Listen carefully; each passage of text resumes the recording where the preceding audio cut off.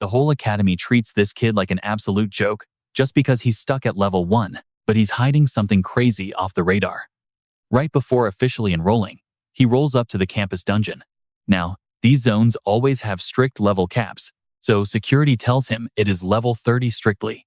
The kid completely brushes it off, sarcastically scribbles his name down, and struts right inside, stressing out. The watchman begs some upperclassmen to shadow the freshman and keep him breathing. But plot twist, these older dudes are actually absolute scumbags who lure newbies into raids, swipe their loot, and let the beasts take the blame for their tragic ends. They jump at the chance, treating this solo freshman like free money. But stepping deeper into the caverns, their jaws drop at a completely glitchy sight. This supposed zero is just chilling, casually melting a massive swarm of D-tier beasts with massive blazing tornadoes. The upperclassmen are totally mind-blown, but seeing the insane monster drops, they realize the payout is huge.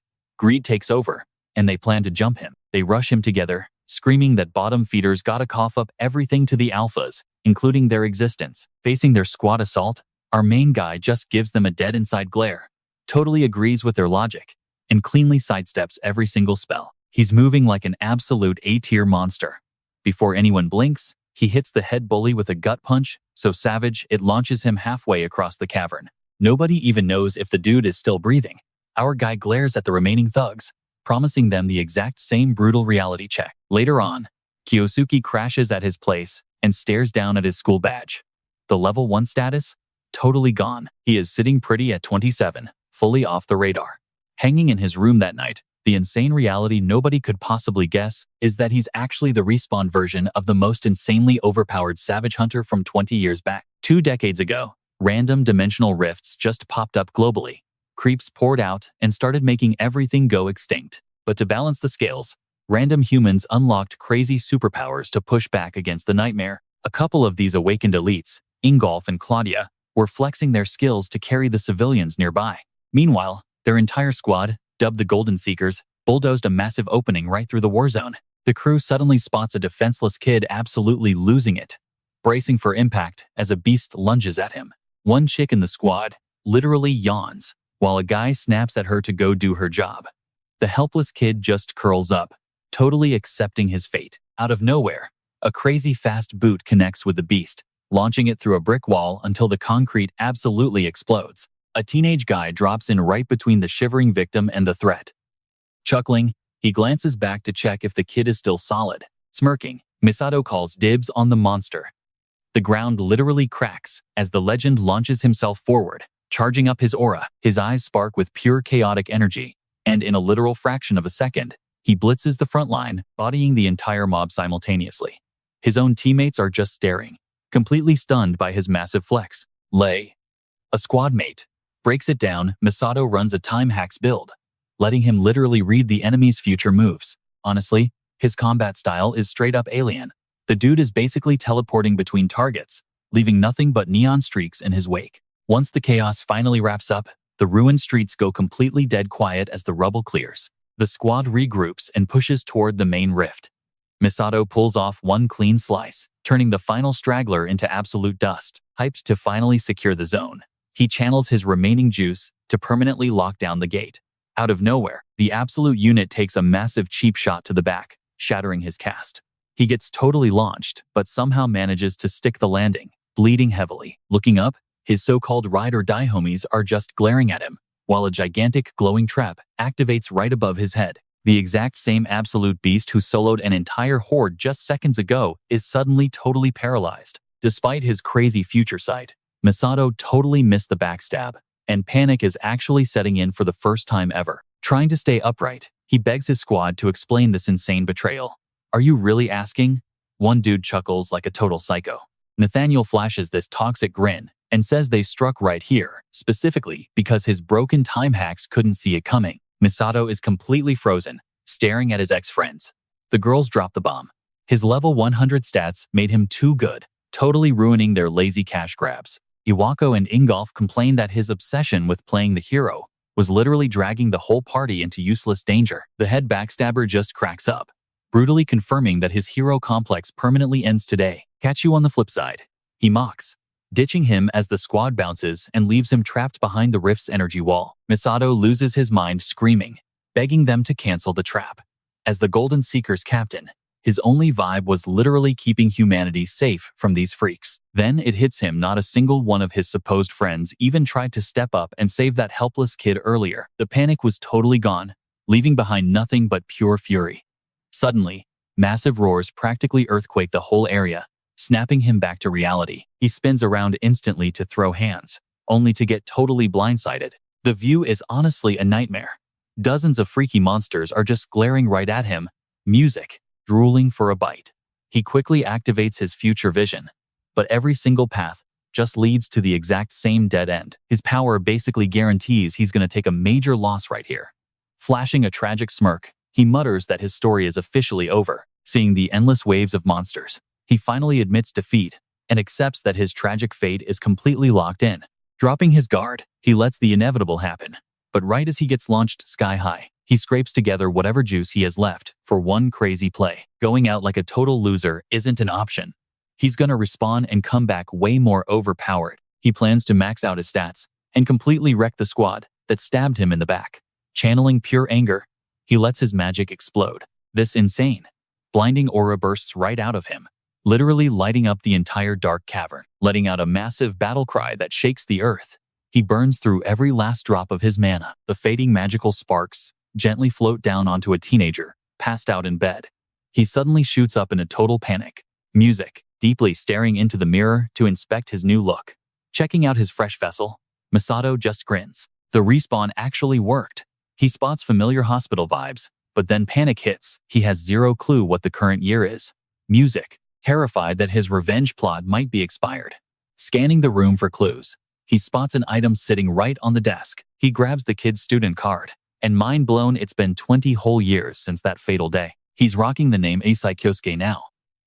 Even better, this fresh vessel packs the super rare void skill. Cracking up at his insane drop luck, he can't help but laugh at how overpowered he's about to be. Back in the day, his time magic made him an absolute menace. But honestly, no matter how much he grinded, time magic was always second best compared to the raw potential of void. It was easily the most broken tier ability out there. Fortunately for him, literally nobody in his previous era had unlocked it. Since it's basically a myth, nobody knows the meta for leveling it up, leaving this poor kid stuck at level 1. Our guy figures the boy probably got bullied endlessly for having zero useful spells. Showing some serious respect, he swears to make the kid's name legendary. Because of his old future sight hacks, he already knows the exact cheat code to max out this void power. With magical energy flooding the room, he's fully confident he's about to become the ultimate boss. And getting payback on those backstabbers? Totally guaranteed. But before he can start wrecking his enemies, he desperately needs to grind some levels. Kicking back. Music. He closes his eyes and dives deep into his memories to figure out the mechanics of this power.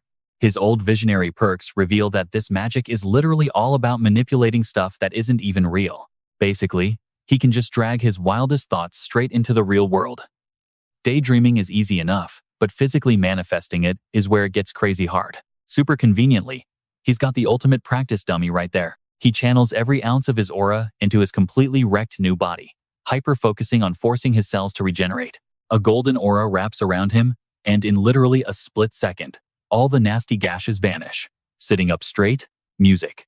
Misado flexes a bit and smirks, hyped that he's fully patched up. Knowing how the skill actually works, he can tell he's still a bit bruised internally. Still, spamming this move is the fastest way to power level. As his rank climbs, the stuff he can manifest will get insanely detailed and overpowered. Once he hits the level cap, literally anything he visualizes will just pop into existence. Feeling pretty smug, music. He grins at his broken new stats. Right then, a doctor walks in, looking absolutely shook that the kid is actually conscious. Panicking, the guy begs him not to move an inch, music, since he's supposed to be critically wounded. Playing along, our guy just chills and stays quiet. The doc lets out a relieved chuckle, claiming his recovery is literally a divine miracle.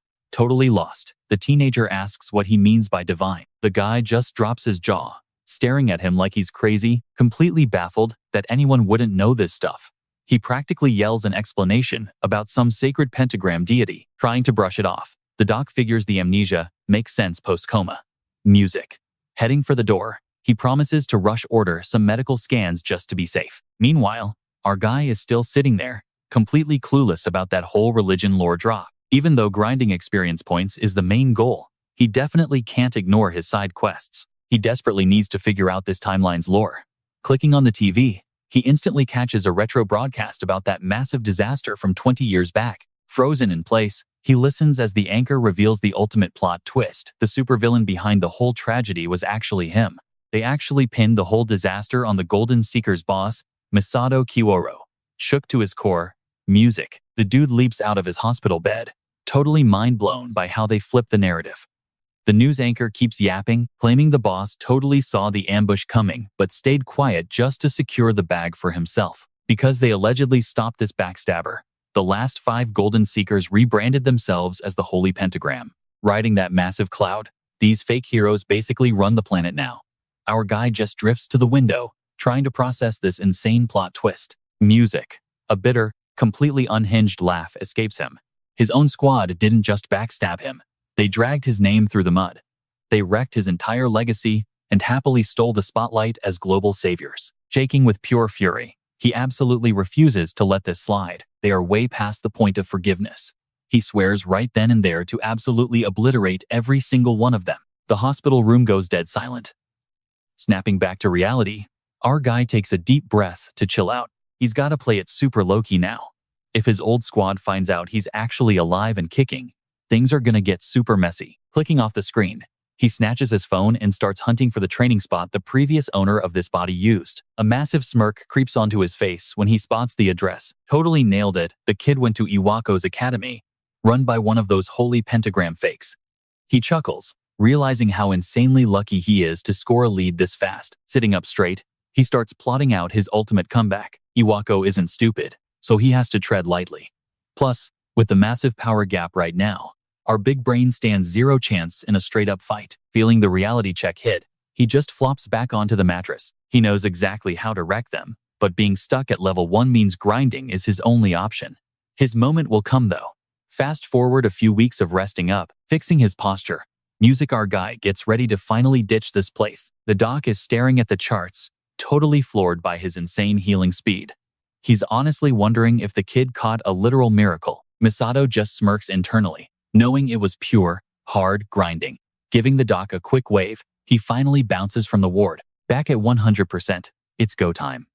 Just from solo grinding, he's already flexed his way up to level 27. He chuckles, trying to figure out which dungeon he should raid to completely dust off his skills. It's been actual ages since he stepped foot in the academy. Mid-stride, some chick suddenly shouts Kioski's name. It turned out to be Asai Kyoske from his class, checking in to see if he was fully recovered. Playing it totally cool, he says hey while she rambles about how stressed she was over him. Right in the middle of their chat, some guy yells, well, look who showed up. The zero-talent loser finally dragged himself back to class. A squad of bullies swarms them, claiming he owes them big time for keeping him safe.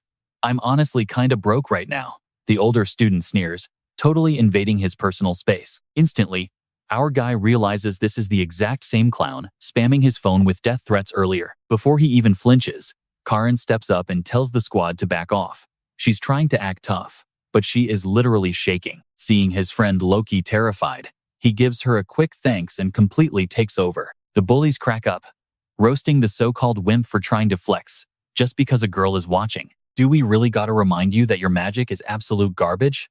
One of the dudes deadpans. Kioske just coldly tells them to check themselves. He swore he'd do right by the kid whose body he jacked, and he's totally not the type to break a promise.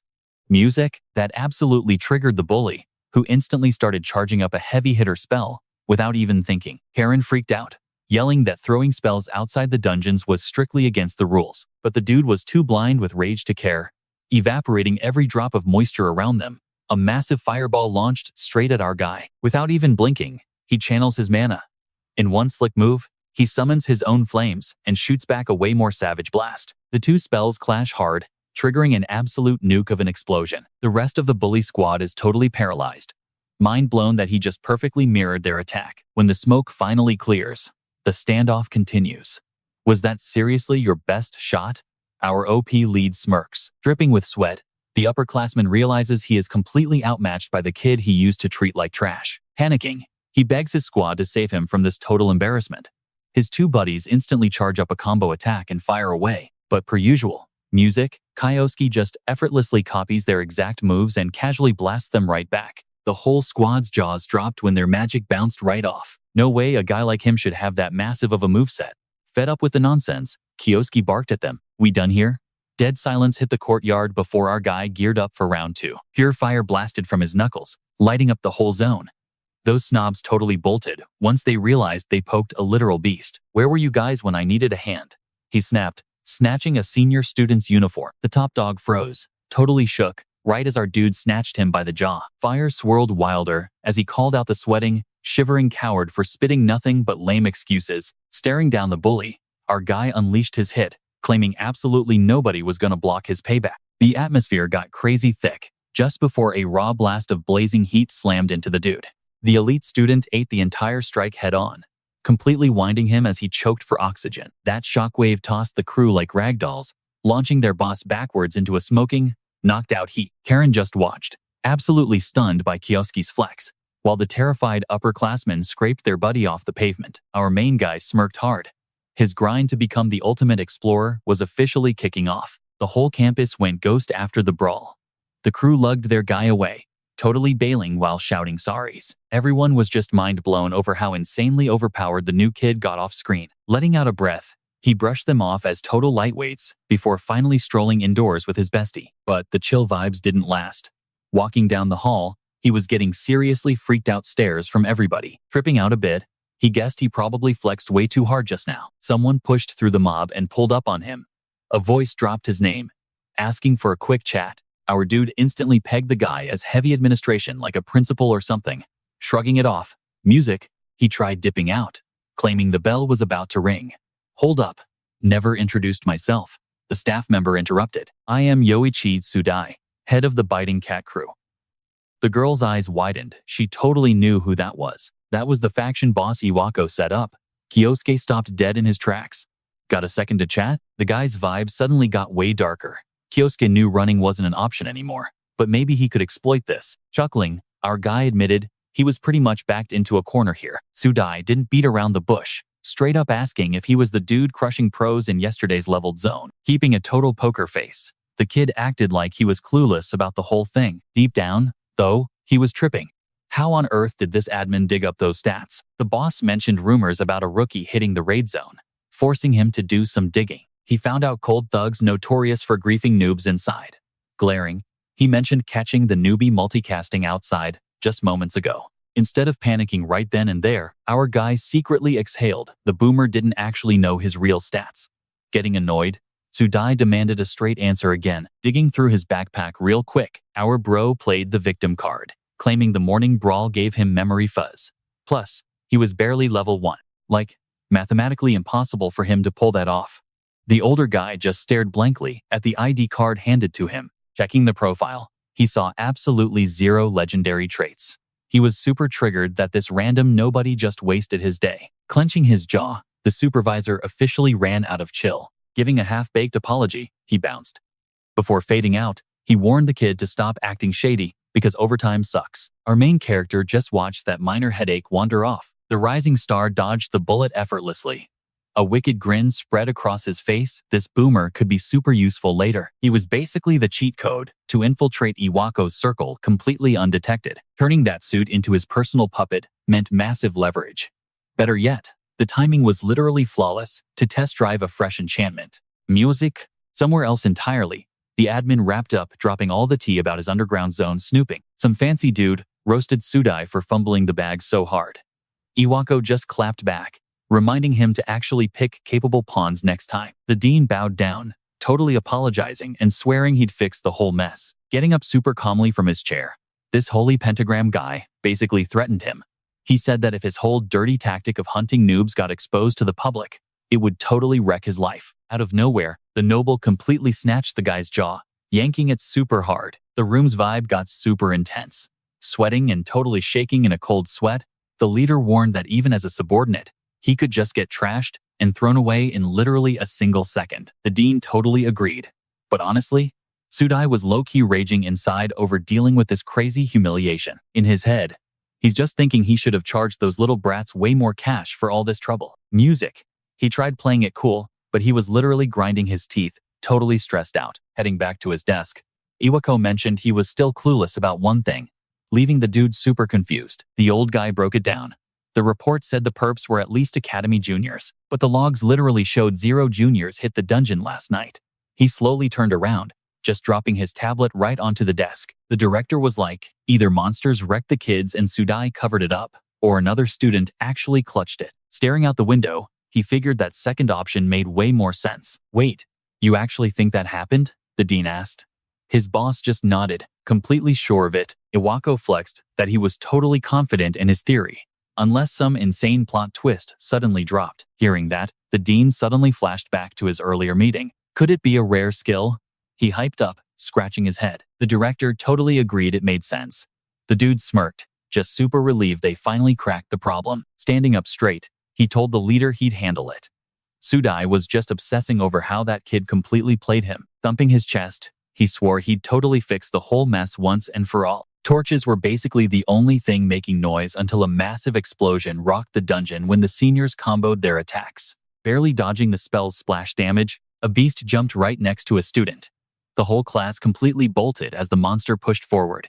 Glowing yellow circles completely lit up the zone while this guy charged up, blasting the beast right in its back. Super freaked out, the kids stared at the smoking monster while the dean chilled and told them to hold their lines. The guys were totally fanboying, staring in awe at the director's top pick. While everyone wanted into his guild, the prodigy yelled that he'd wipe the whole mob zone. His helpers basically gave him a sloppy respect salute. Music. Turning around, the dean was like, I'm leaving the rest to you guys, away from the squad. He finally got ready for his real plan. Grabbing this crazy magic artifact in his hands, charging it up, he activated the item, ordering the chains to track down Kyoske's exact spot. Chains clinked super loud all over the dungeon as they flew through the air.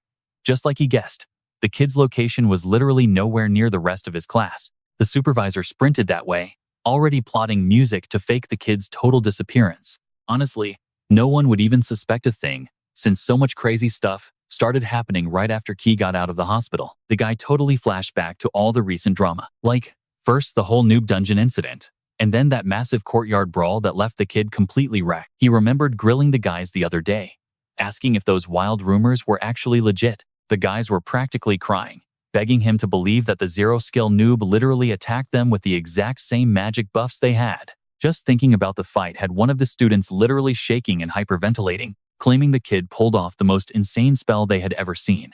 Squinting his eyes, the dean basically said there was absolute zero chance he'd ever buy that cap. Getting up, the supervisor was like, yeah, I already got what I needed. Hoping for a break, the leader asked what was next. Turning around, the guy told his own squad to re-educate them because he absolutely doesn't tolerate epic fails from straight-up weaklings. The dudes tried to fight back and rush the dean, but they got totally pinned down. But then, something one of the guys blurted out totally grabbed his attention. While getting crushed, the dude barely choked out a whisper, saying that kid wasn't even human anymore. The dean thought it was total cap, but their insane fear was way too real.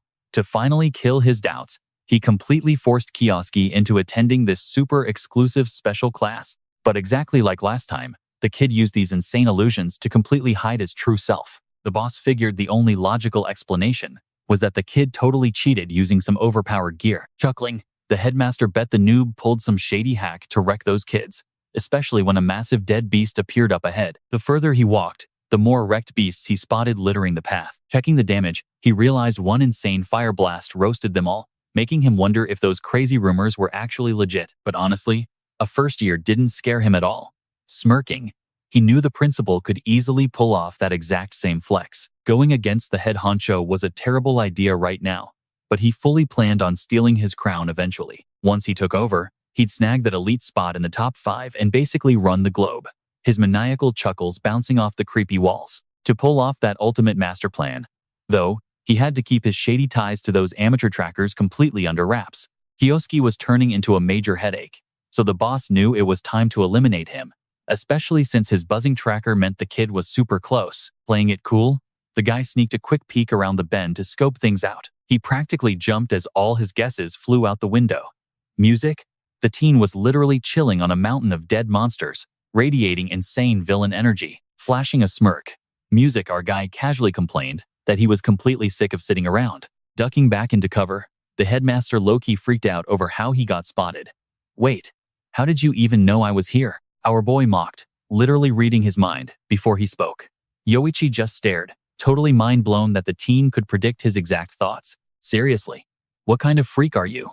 He muttered, creeping cautiously toward the teenager. Kioske shrugged, claiming he expected the principal's favorite pet to be awesome, but up close, the guy looked super lame. Staring him down, the kid roasted him, claiming his habit of bullying weaklings for cash made him just as pathetic as Iwako. Stuttering like crazy, the guy demanded to know who leaked his secret, while the teen just chuckled, hopping off his monster throne. You clearly love playing the bully, but have you ever been the actual prey?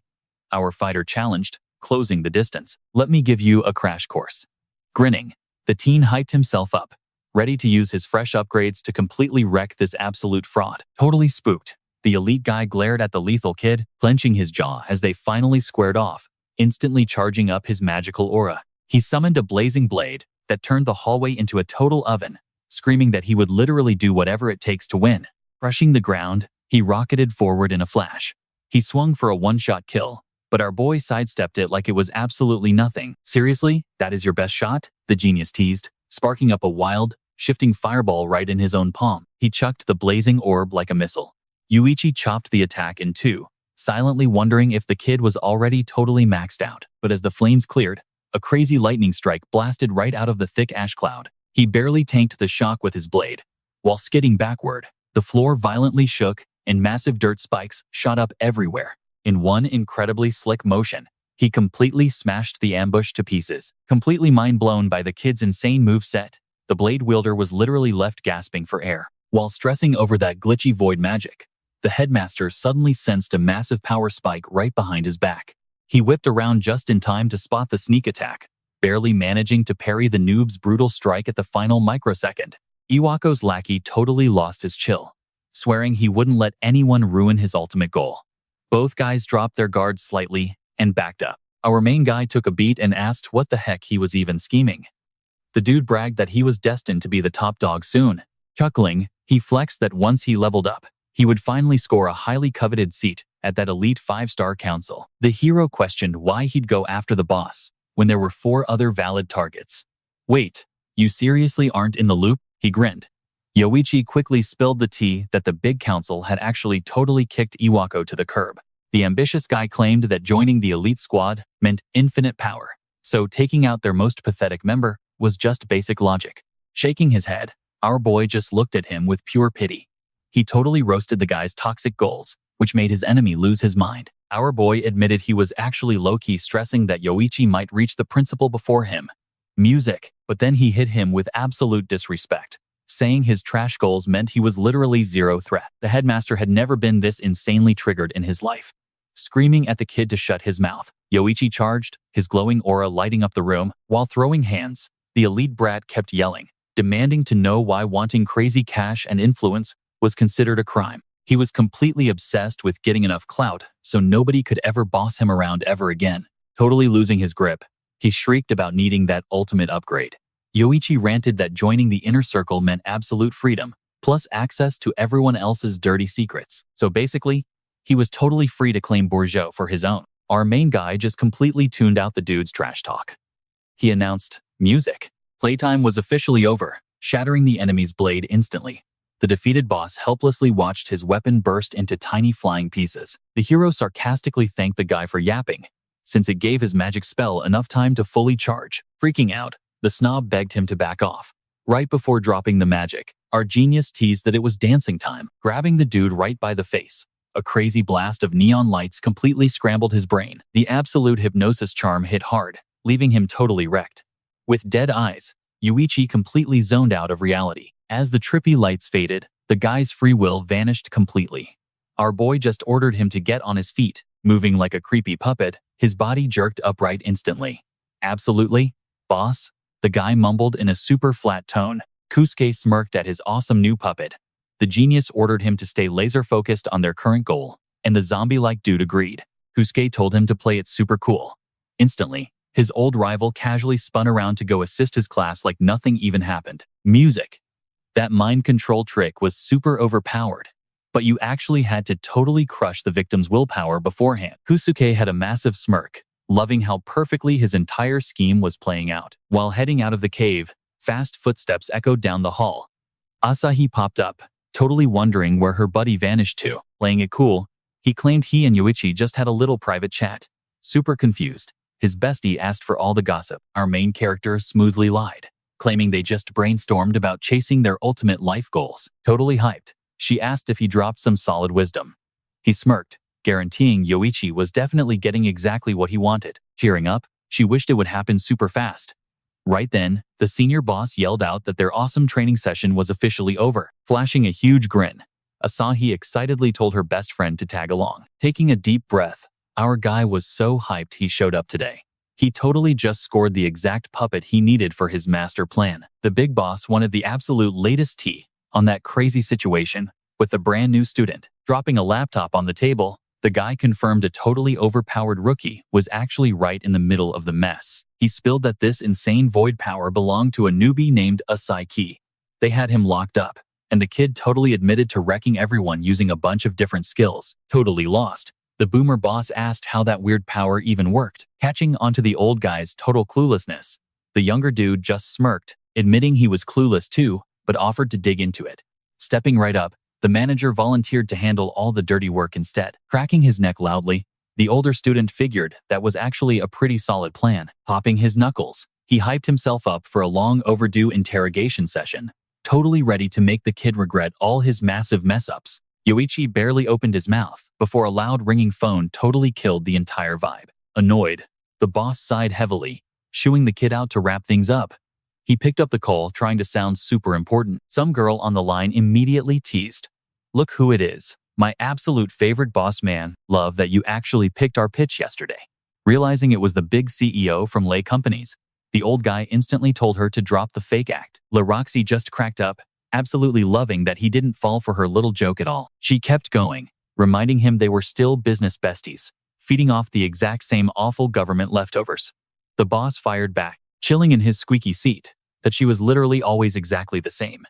But he was insanely swamped and definitely couldn't chat right now. What could possibly keep the corrupt boss, who steals all the school funds, so incredibly occupied? She totally joked. Music? Completely done with her. Iwako spat out that he was looking into some kid rocking that weird void power. He was super confused, wondering what a total loser with a totally trash skill like that could even manage to pull off. Nodding along, the dude argued that it was still a super rare trait, meaning literally anything crazy could pop off. Lele smirked, totally hooked on the hot gossip, and asked if he meant something totally insane, like Misado Kioichiro's crazy time-bending stuff. The boss just went dead quiet. Suddenly, the girl heard a massive scream and violently yanked her phone away. The director was absolutely screaming about how the kid made him completely lose his mind, ordering her to keep her mouth permanently shut. Glad to see those awful anger issues are still going strong. Completely fair though, she giggled uncontrollably. Ever since the exact moment Misado unlocked his crazy magic, the whole dynamic between fighters and beasts completely flipped upside down. Chuckling at the wild memory, she promised to hit him up later if things were truly that chaotic. Lei finally said her goodbyes with a snarky little snicker. Iwako practically smashed the phone against the desk, cutting the line dead. Hearing that name still triggered the old headmaster like crazy. Honestly, it was the perfect excuse to finally snap. Pushing his way through the thick woods, the dude started brainstorming exactly how he'd wreck the newbie once he reached the cabin. Magic sparked at his fingertips the second he tapped the handle. All that bottled-up rage over Misado was about to drop like a bomb. The lock gave a satisfying click. He shoved the wooden panels open without missing a beat. "Sorry, I'm late, Sudai," he sneered, stepping inside, only to blink at a totally empty room full of rusty junk and cobwebs. The place was a ghost town. But before his brain could even register the missing kid, reality slapped him in the face. Yoichi ghosted right behind his teacher, weapon drawn. The guy spun around, but the razor-sharp edge was already hovering near his nose. The headmaster casually caught the blade barehanded, dead in its tracks. Surrounded by swirling smoke, he smirked about being completely lowballed. He kept running his mouth, claiming the kid's massive ego was just because he lucked out with some fancy divine blessing. Pure magical energy danced across the old guy's knuckles while he glared down the teenager. "You seriously thought you could take me out?" The ex-saint mocked, blasting radiant chains from his palms that totally restrained the kid. In a flash, the dude was tied up and left dangling by his ankles like a literal piñata. Delivering a brutal kick, Iwako screamed that this pathetic warm-up wasn't even worth his time. The student crashed hard into the dirt, tumbling helplessly while completely paralyzed. Dripping with killer intent, the principal stalked toward his old pupil, lecturing him about how his stupid ambitions got him wrecked. The boomer stopped dead in his tracks when a random voice from behind called him an absolute moron. He whipped around to spot the trash talker. The hero quietly roasted him, calling out how the boss still kissed up to the elites while totally stepping on the underdogs. He pointed out the guy was still the same greedy scrub as always. Triggered, the headmaster snapped, screaming about respecting his ultimate authority, but the teenager didn't even flinch, just casually strolling right up to him. Absolutely, turning crimson, the old dude yelled that the kid was totally projecting his own flaws. Iwako demanded a name, threatening instant expulsion.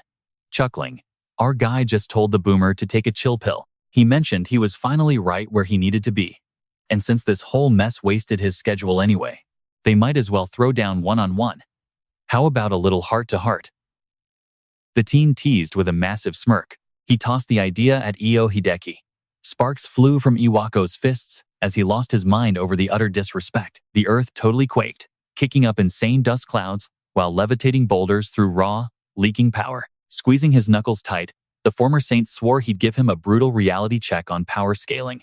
Hidekake flexed his signature element, summoning a massive fist of solid rock that crashed straight toward the shack. Absolutely certain the kid was toast, he fired off the spell.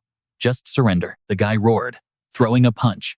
Instantly, the giant earthen gauntlet was right in the hero's face. A direct hit triggered an insane blast, echoing like literal thunder all over the battlefield. Cracking up like a maniac, the old dude yelled that this is exactly what trash-tier students get for acting tough. Thick gray smog billowed from where the cabin used to be, leaving behind nothing but totally trashed rubble. His only thought was needing a brand new torture room. He casually strolled over to dig up the corpse, strictly for kicks. Pulling an item from his coat, he kept walking and giggling to himself, annoyed by the whole hassle. Wiping sweat away, Iwako suddenly stopped dead, catching onto a totally weird vibe. The dust cleared, revealing a dark outline standing right in the blast zone. The elite stuttered, eyes practically bugging out. Someone casually stepped out of the smoking rubble. Didn't I explicitly request a friendly chat? Our guy quipped, jaw hitting the floor. The boss totally freaked out over how a mere kid tanked that nuke flawlessly. Pulling himself together, he demanded a name. Without missing a beat, the teen flipped the question right back at him. Locking eyes with a deadly stare, the teenager coldly stated they were already acquainted. The principal snapped back, screaming he had no clue who he was and demanding answers. Iwako, you're literally breaking my heart, the hero chuckled. Did I seriously slip your mind? He taunted, throwing up the exact same stance Misado used to rock. Staring totally blankly, the guy went into heavy denial and scrambled backward away from the kid. Freaking out, the snob convinced himself there was zero chance this was his old coworker. Then, it clicked, and the insane truth suddenly made perfect sense. Our guy just keeps staring him down, completely deadpan. You only read the headlines, didn't you, punk? The headmaster spits out, clenching his jaw and demanding he drop the act. Throwing a hand up to the sky, he still chokes on that specific name even after all this time. An emerald aura wraps around the boomer's arm as he screams that Misado Kioichiro is old news. The turf starts shaking while a crazy breeze circles him. Not even slightly impressed, our dude just lets out a heavy sigh. Stepping up, he drops a truth bomb about how his old buddy always lived in delusion. Panicking, the boss screams he'll end him if he takes one more step. With a cocky smirk, the kid already knows exactly how to play this out. Power pools in our hero's palm while he calls Iwako out for eating up everyone's fake praise. He hits him with a dark question. Was that why he actually backstabbed him? Totally losing his chill, the guy blasts a massive shockwave across the whole field. Magic locked and loaded, the fighter gets ready to clap back. Right before impact, he literally swats the energy beam away with his bare hand like it's nothing. Sweating bullets, the old dude instantly recognizes that trick. Kyoichiro used that exact same move way back in the day. The swatted blast slams into the dirt, triggering an absolutely massive explosion. Completely shattered, Iwako drops to the floor. His brain can't process that his old partner is standing right there after getting locked up. Walking closer, the hero casually admits that, yeah, he really was locked up. Spitting pure venom, he talks about getting tossed into absolute hell. Paralyzed, Iwako stammers, asking if he's actually Misado Kioichiro. The kid crouches down, admitting it took way too much time. Flashing a grin, he says it's been a hot minute but he's hyped. The guy didn't forget him. Mentally checked out and in total denial, The guy questions reality before jumping back up and screaming his lungs out. The headmaster snaps at him to stop playing mind games, because to pull that off, he'd literally have to die and respawn.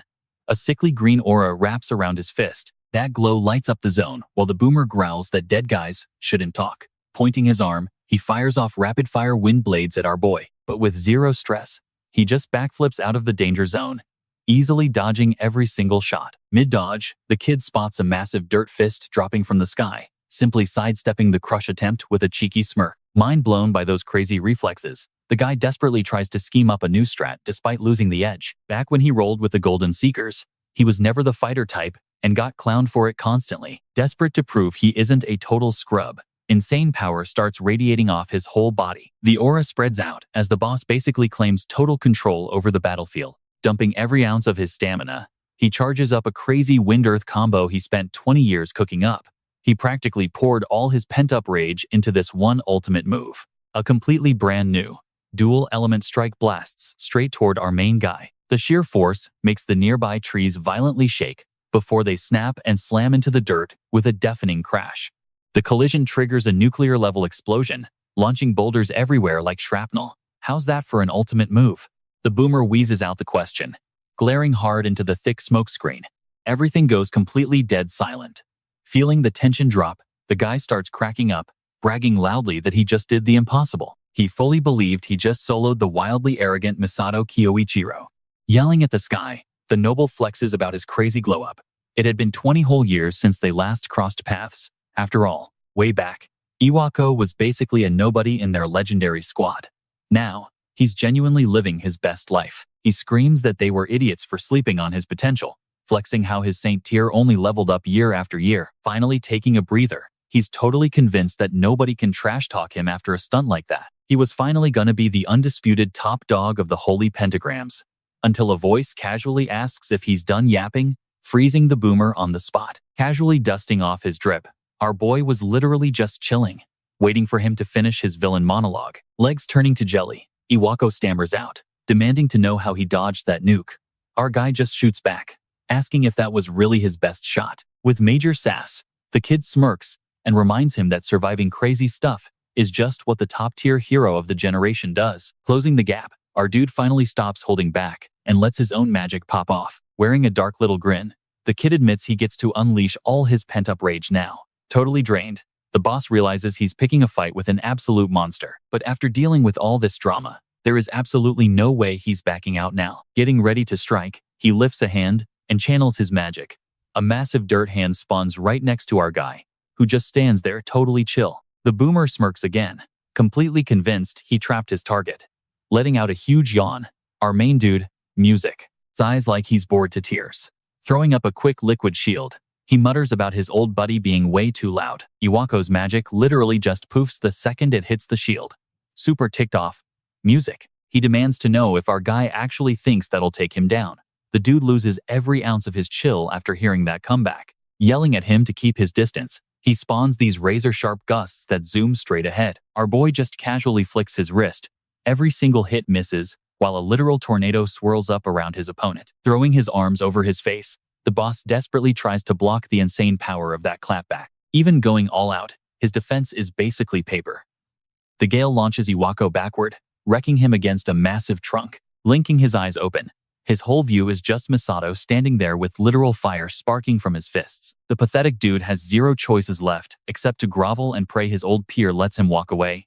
Scraping the dirt, he desperately tries to say sorry. Our guy just stares down at this whole mess with dead, emotionless eyes. The elite guy was secretly planning to use his buddy's soft spot for a sneaky cheap shot. Interrupting the geezer's sob story, our hero tells him to zip it. Leaking straight up villain energy, he mentions how they used this exact same dirty trick to lock him away back then, and he's not falling for it twice. Now the dude is actually crying to be spared, pleading with Misado about their old friendship while those flaming hands burn even hotter. Our fighter fires back, saying Iwako lost the right to play the friend card, not after turning him into an absolute monster out for payback. A brutal punch instantly wrecks the backstabber. An insane combo comes next, with every single punch packing a different elemental vibe. The boss stumbles back, running totally on empty. With his sight fading out, the only thing he spots is the dark outline of the dude he used to call his bro. Losing all hope, He realizes he messed up big time by poking the bear. One final, insane hit launches him through the air, completely wrecking the landscape. The massive blast literally cooks everything in the area to a crisp. Barely hanging on, the guy begs to ask a single thing, but Misado just rolls his eyes and says it wouldn't matter since he'd be passed out way before getting an answer anyway. After that crazy brawl, Iwako finally wakes up. Looming over him, Misado smirks and says, "Look who decided to wake up." The old guy totally panics, screaming while desperately crawling away through the dirt. He cries out for the teen to spare him. "Chill out, I'm not gonna end you." Our main dude drops super casually. The kid steps closer while the terrified boomer ends up trapped against some bark. Sounding crazy, intimidating, Misado checks if he's ready to spill some tea.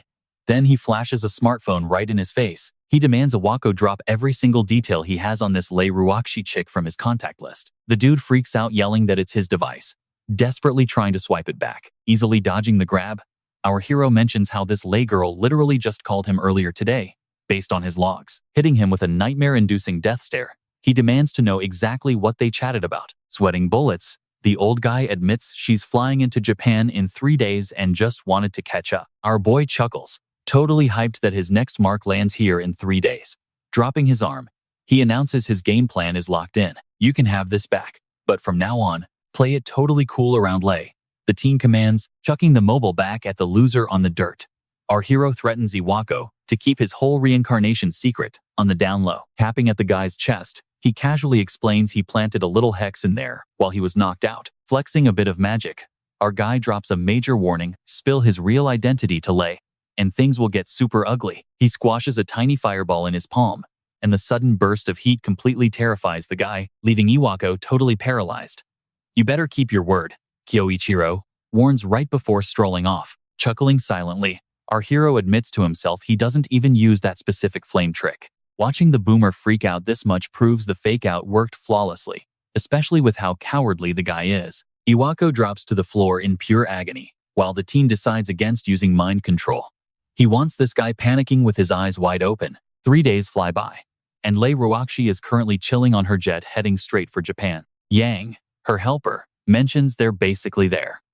You can hear the cabin crew on the speakers giving the whole "we are about to land" speech.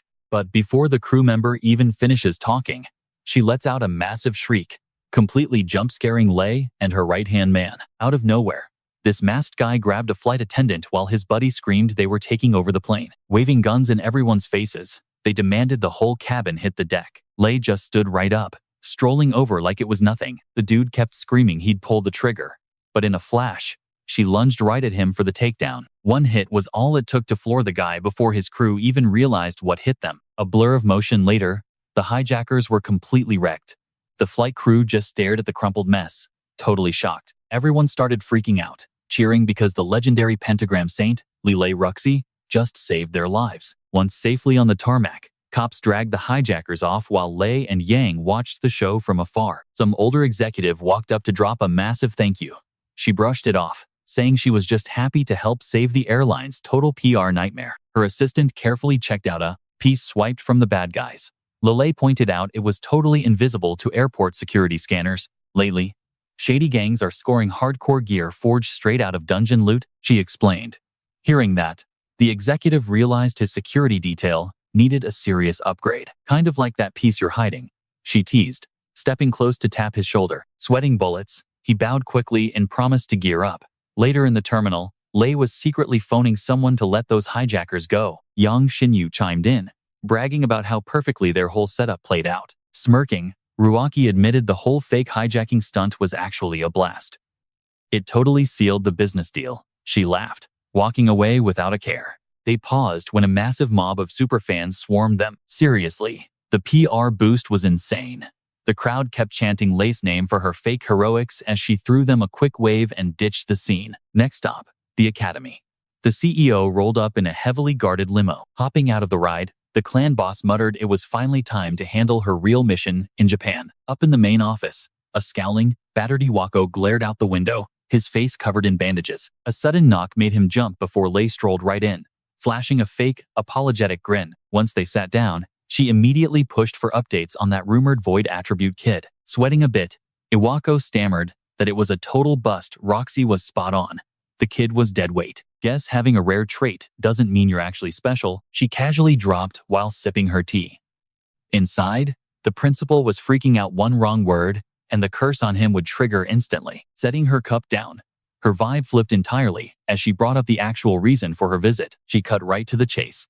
They needed to figure out the next guinea pig for their sketchy new drug. Chuckling to herself, Lilei crossed her legs and joked about how using a school for illegal testing was absolutely genius. Hiding out, our main guy heard every single word through a bug as they scrolled through potential student targets. Listening in from afar, he was completely disgusted by how trashy these villains really were. Seething with pure rage, he swore Lilei Ruaki would be the only one tasting true despair today. Over on the news, some anchor was hyping up the Pentagram Saints' big arrival in Japan from yesterday. Glued to the screen, he watched the media basically worship her for that whole fake airplane rescue stunt. He stared at her face, flashing back to the massive backstab from 20 years ago. It made him sick, seeing how she got filthy rich, selling weapons forged from rare dungeon drops. Piecing together that gross chat with Iwako, it was super obvious they were turning the school into a lab. Throwing on his school uniform, he scoffed at how flawlessly she played the glowing hero for the cameras, while totally ruining lives in the shadows.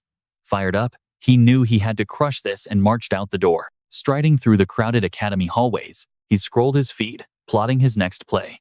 Seeing the headlines reminded him just how insane the campus security used to be. His classmate Asahi Karin snapped him out of it with a super bubbly good morning, which he quickly echoed back. Peeking over his shoulder, Karen pointed out he was checking out the hype about the saint. Lei shoots back that he was literally just looking around.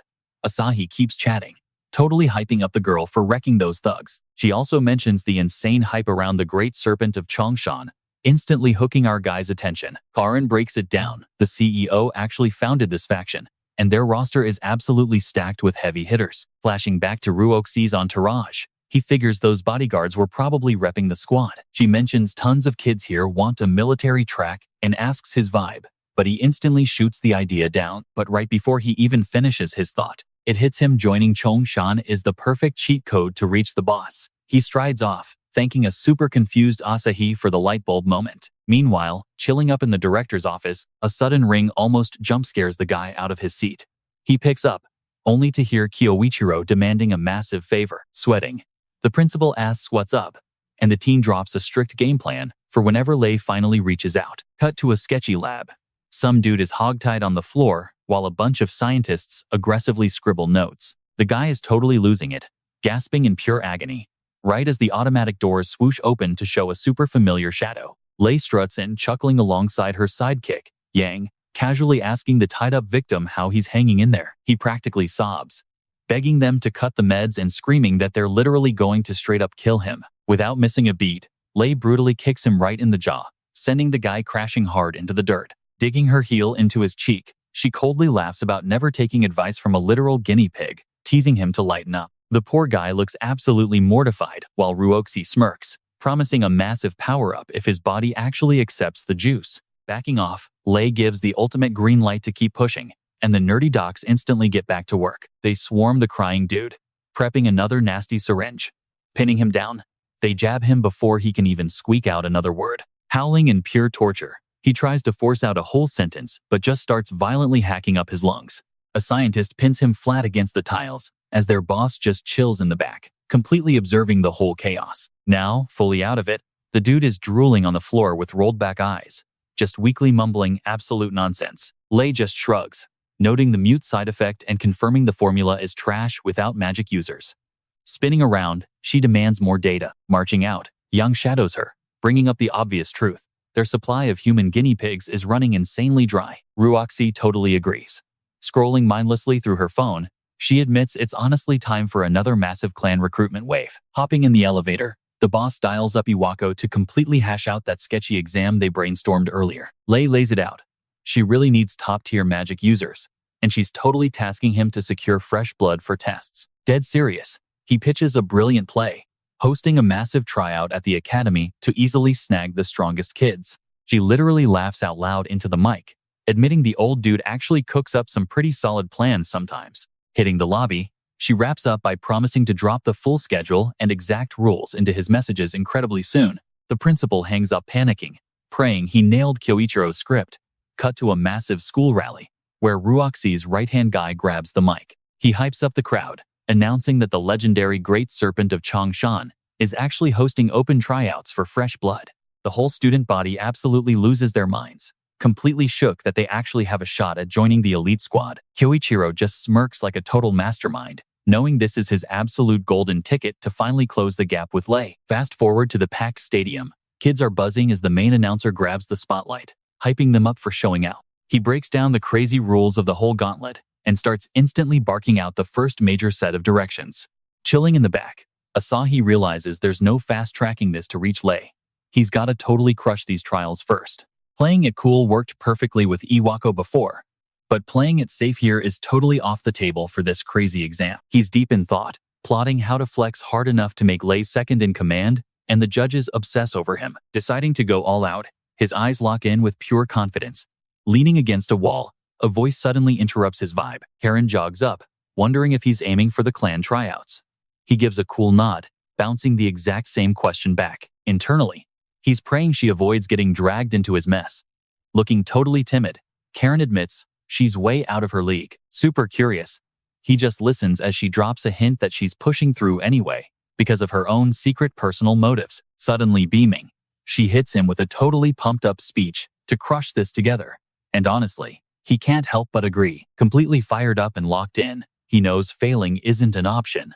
Right on cue, the announcer screams that the magic scaling test is starting. He gestures at this glowing orb, telling everyone it's basically a scanner to check their raw mana levels. The guys in suits get all the kids into a queue, barking orders for them to tap the relic individually. One hyped-up kid struts over, screaming as he smacks the rock.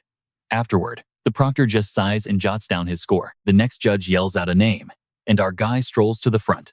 He flashes his ID, offering a super polite greeting to the tester. The guy in charge barely even acknowledges him with a head bob. Seeing the kid is only level 30 with a supposedly trash void affinity, the judge immediately writes him off. But Kyoichiro just smirks and grabs the artifact. Instantly, the whole machine erupts into a crazy light show of pure, chaotic energy. Freaked out, the proctor throws his arms up to block the blinding flash, blasting from the scanner. Everyone else in the room is totally mind-blown by the insane glare and massive shockwaves whipping through the air. The crazy glow finally fades once he lets go.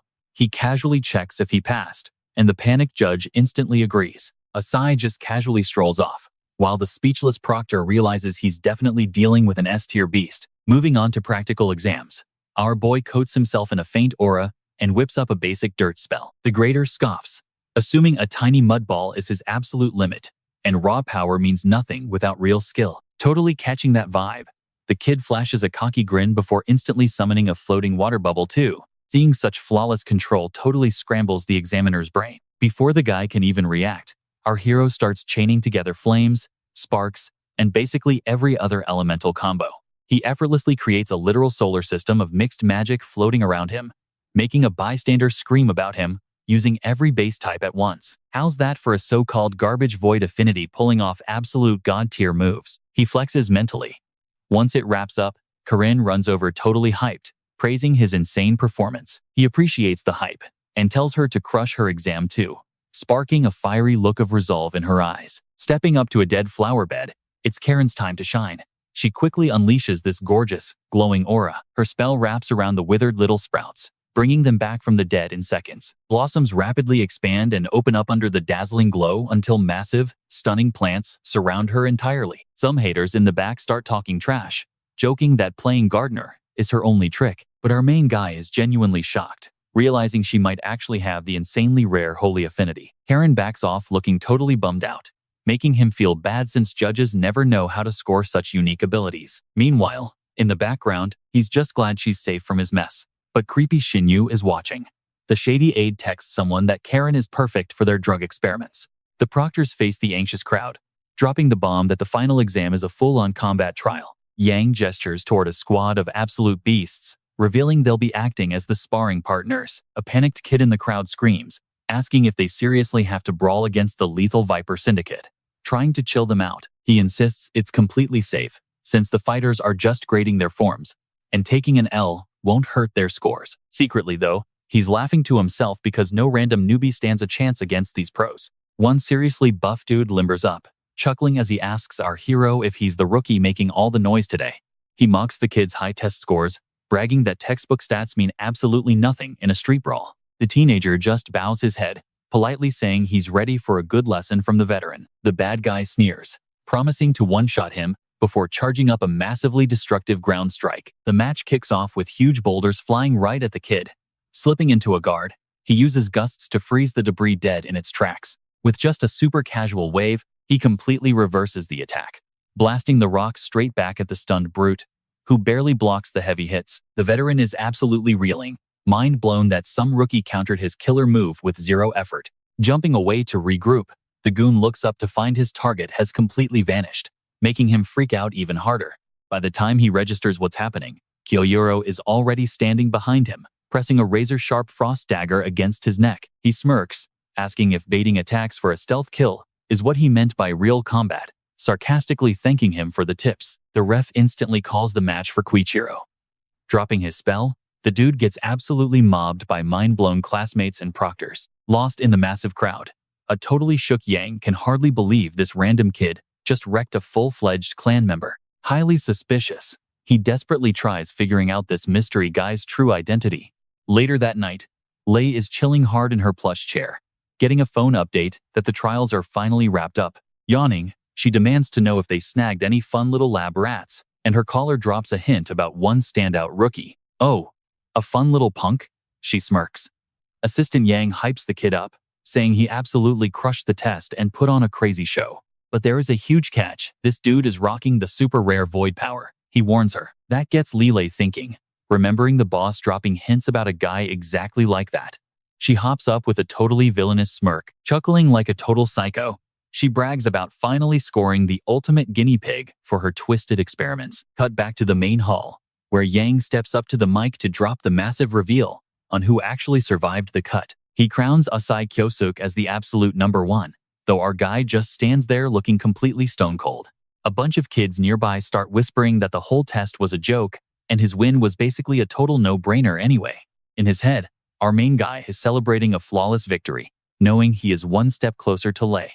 Coming in hot at #2 is Asahi Karen. The announcer calls her name, leaving the poor girl completely shell-shocked. She practically vibrates with pure hype, while a totally mind-blown Kyoichiro realizes she got dragged into this mess as well. Running the facts, he is super shocked that just packing a rare power was literally the only requirement to beat this crazy trial. Piecing it together, he figures out Ruaki is definitely running some shady, underground scheme here. Glancing at Asahi, he just knows her acceptance has some dark hidden motive. She turns to him, flashing the absolute brightest grin ever, just soaring on cloud 9 over getting picked. He lets out a soft sigh and smiles back, silently promising to completely destroy anyone who tries hurting his bestie. Locking in with deadly focus, he sets his ultimate game plan, crush his main objective while keeping her totally safe from the shadows. Fast forward a couple of days after the brutal exams, the winning squad gets called up to the massive Japanese base of the legendary Chongan Serpent faction. They all gather around as Yang Xinyu gives his big welcome speech. He breaks down the schedule, saying today is all about running some intense physicals before anyone starts doing actual clan missions. Asai's face instantly drops into killer mode the second the lackey mentions Lilei Roxy is making a special guest appearance. Their guide leads the teen squad deeper inside, promising a meet and greet with the big boss right after their exams. Kicking off a quick little facility tour, roaming the massive halls. The newbies are just drooling over the architecture. Asai is itching to confront that witch right now, but he refuses to ditch Kareen. Completely blind to his heavy internal drama, she scopes out the massive area and admits this giant fortress gives her major anxiety. Our guy just nods along to keep up appearances. Facing him directly, she confesses that even with the crazy jitters, scoring a spot in the Serpent Squad feels like an absolute dream come true. Kyoichiro totally pivots, asking why she was so desperate to join Changshan anyway. Rubbing her neck, she admits her mom is super sick and the medical debt is literally crushing them. Finally getting the full picture, he realizes Karen's hustle is purely to save her family, not just chasing clout. Sliding back to the main pack, he hard commits to playing the ultimate bodyguard for her, no matter what goes down. Xinyu gestures down a super creepy staircase to lead the way. Our dude immediately clocks this as the entrance to their super secret underground hub. The crew walks into this super dim room absolutely packed with monitors, while a ton of sketchy guys in black suits form a creepy circle around them. He instantly realizes they just walked straight into a freakish lab and ties these goons to the previous shady attacks. Right on cue, Yang orders the exits totally sealed shut. Hearing that heavy mechanical click, panic instantly sweeps through the entire teen squad. Smirking deep down, our hero knows these psychos are totally locking them in for good. Two freaking out kids rush Shin Yu, begging for some kind of explanation. Pure toxic rage just rolls off the guy as he snaps at them to shut their mouths, absolutely terrifying the poor rookies into total silence. Like I already told you, we are doing a highly thorough checkup, he hisses, snatching a super sketchy glass vial straight from a guard. Flexing a terrifying needle loaded with glowing red juice, he boldly announces they are about to test drive their top-secret new chemical formula. He hypes up the serum, bragging it is brewed from hardcore dungeon loot and is designed to massively jack up both physical stats and magical power. One kid looks super confused, while another stutters out a question about whether a power buff like that is actually a massive win for them. Asai confidently steps up, demanding to know the horrific side effects they are hiding. Yang just laughs like a total maniac, pointing at a giant screen and saying a demo is way easier. The monitor flickers on, showing horrible footage of a trapped kid screeching his lungs out as a masked figure creeps up with a needle. The whole room freezes, totally unable to process this absolute living nightmare playing out right in front of them. The victim on screen violently throws up, starts muttering absolute gibberish, and instantly blacks out cold. The guys start freaking out for answers. Yang just shrugs, calling that horrific scene a classic mismatch side effect. Mystery solved. You have got to be kidding me. The guys scream, refusing to become lab rats. Sparking up blaze and splash magic, the duo squares up for battle. Rushing in blindly, they aim straight for the boss, screaming at him to unlock the doors. Meanwhile, Kioske pulls a terrified Asahi close, demanding she stay right behind him. The main lackey buffs his fists with heavy rock magic and absolutely floors the two dudes. Coughing up red, they hit the deck hard. Shin Yu just sighs with major disappointment, music, complaining about his ruined test subjects. Then, he cruelly singles out a trembling Karen to go next. Prepping the needle, he hypes up her rare holy magic, totally betting on her surviving this sick experiment. Creeping closer, he gets the sketchy glowing fluid ready, while the poor girl is literally paralyzed by panic. Before the creep can touch her, Asai slides right in to block his path. She stares at her savior in shock. When the villain asks why he interfered, our boy deadpans that he is taking out the garbage. That insult strikes a serious nerve, and the guy's face contorts into pure, boiling fury. Snapping his fingers, he sends a whole squad of goons rushing our hero. A thug swings wild, but Kyo effortlessly slips past, chopping the back of his neck. Wrapped in sparking electricity, the hit leaves the guy screeching. All the corporate lackeys completely freeze, totally clueless about what just blitzed their buddy, giving them zero time to react. Our main character dashes in to finish the job. Dropping massive combos, he wipes the floor with the entire crew instantly, leaving the final dude collapsing into the dirt. Absolutely shook, Yang cannot believe his elite squad just got one-shotted. Glaring daggers, Kyo warns the boss that his turn is up. Trembling now, Xenu actually backs away from the insanely intimidating teen walking him down. Panic mode activated, he realizes he has to play dirty now. Lunging for a hostage, he targets a screaming Asahi, but Kioske coldly intercepts his arm, reminding the creep about his strict hands-off warning. Yanking his wrist back in a sheer panic, Yang scrambles backward. Sweating buckets, the villain questions how a random high schooler possesses such insanely broken stats. Rocking glowing predator eyes, our guy tells him it is game over. Young Shinu is officially out of options. Shielding his friend, Asai gets ready to brawl. Trapped like a rat, the bad guy starts swearing wildly. Keeping her safe, Kioske murmurs to stay put, earning a whispered thanks. Honestly, she is just totally starstruck by her insanely cool classmate. Flashing back to the brawl, she realizes his combat speed was literally invisible to her. Sure, he leveled up recently, but becoming a literal god-tier fighter? That is insane. Glaring back, the assistant snaps at the teen for acting cocky. Asai just cuts him off, demanding answers. He presses hard about why innocent classmates are becoming sick lab rats. Yang just lets out a super arrogant chuckle. Smirking, the creep explains the obvious. Bowing to Ruwaki earns you some insane power boosts. Waving his hands, he boasts that finalizing this serum will push her stats to godlike levels. Disgusted, the teen asks if treating humans like garbage is actually worth it. Shin Yu casually shrugs, saying they merely recycle useful resources. With a twisted grin, he claims it is a massive privilege for teenagers to become disposable test subjects. Asai is appalled. That trash talk triggers a flashback of Asahi crying about joining the guild purely to afford her mom's hospital bills. He remembers how pumped she was, genuinely believing the Great Serpent Clan was her lucky ticket. Knowing she got manipulated fills our guy with absolute rage, making his knuckles pop and jaw lock tight. Pushing his luck, Yang smirks that the crying girl should feel incredibly lucky she got picked for his sick project. Beyond triggered, our hero hits him with an absolutely bone-chilling command to shut his mouth. Booming with wild magic pressure, an intense neon blue aura completely swallows the teen, blinding the villain instantly. Totally caught off guard, the goon stares wide-eyed at the kid. Furious, the boy roars at Ginyu, calling his whole squad pathetic trash who get nothing. Hearing his genuine defense, the girl's heart melts. Crushed by the massive aura, Yang starts freaking out over this insane power level, wondering how a normal high schooler is built like this.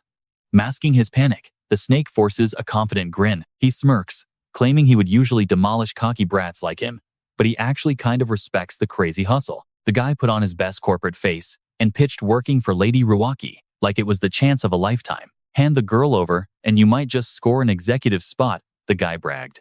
Asai immediately told him to shut his trap. Our guy wasn't about to let dirtbags like them slide. Yang shot back that he was making a massive mistake, flexing some heavy-duty earth magic. The lackey wrapped his whole body in glowing gold energy, eyes literally glowing. He dropped into a fighting stance, his raw power totally wrecking the floor. Asai instantly clocked the body buffing spell, ready to strike. Zinyu bragged that mixing that buff with his martial arts made him basically untouchable. Then, he dared Asai to bring it on. With an explosive jump that crushed the floor beneath him, the guy warped right above Asai, lining up a killer punch. Asai sidestepped just in time, leaving the dude to absolutely obliterate the empty space. Massive cracks ripped through the concrete right up to Asahi's feet, leaving her totally shook by the insane damage. Yang sneered, acting surprised that the kid actually managed to slip past his hit. Realizing that buff magic was no joke, Asai started cooking up a strategy on the fly. Out of nowhere, Ginyu rushed him again, screaming at him to stop dodging. Asai totally tuned him out, picturing his own spell, seeing his target just standing there. The lackey yelled out, taunting him for throwing in the towel so soon. Closing in for the kill, the guy roared at him to just drop dead. A split second before impact, Asai's eyes snapped open. He triggered his void magic and caught the punch like it was absolutely nothing. Totally floored, Young muttered that it was impossible. Staring at the kid blocking him, something suddenly clicked in his head. He thought they were using the exact same spell, but quickly realized Asai's version was on a whole other level. With a smirk, Asai thanked the guy for the free tutorial on body buffing magic. He bragged that seeing it up close made copying the spell super easy, then geared up for his own counterattack. One brutal punch sent Senyu launching through the air, completely too stunned to even try guarding. The lackey took it dead center, losing all his air before smashing through a solid wall like paper. Eating pavement, his brain was just error screening. Sprawled out, he kept wondering who the hell this kid really was. Asai watched him trash with zero sympathy.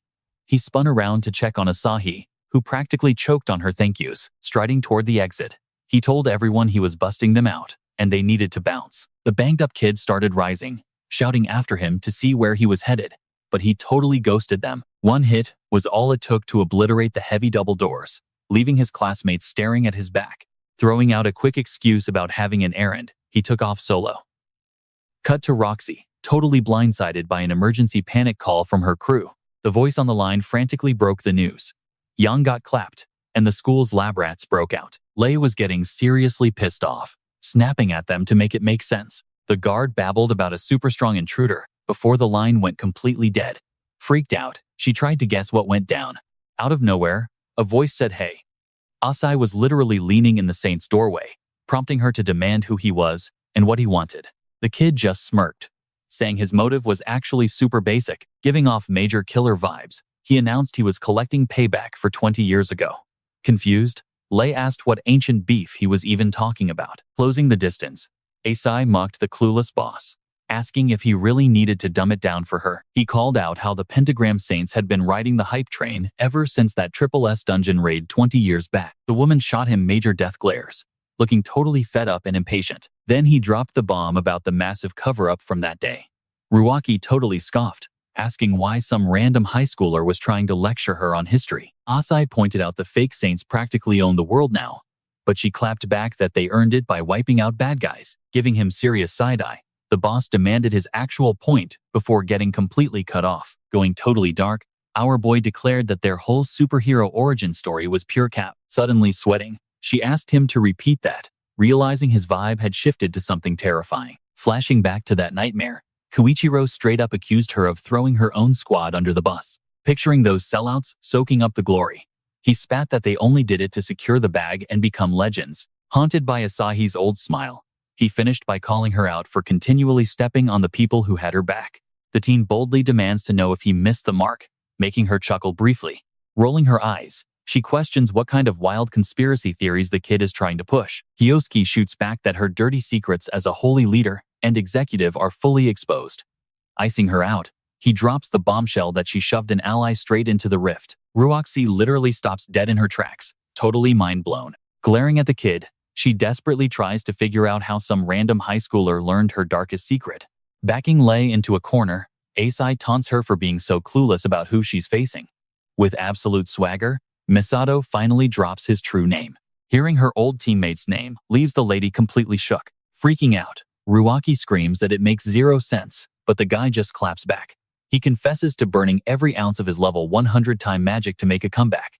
Jaw dropped, she listens as he brings up how she used to label him a total freak because of those insane abilities. Totally spiraling, she denies reality and asks if Misado is actually the one standing right in front of her. The teen coldly claps back, claiming he's fully aware of her shady corporate cover-ups.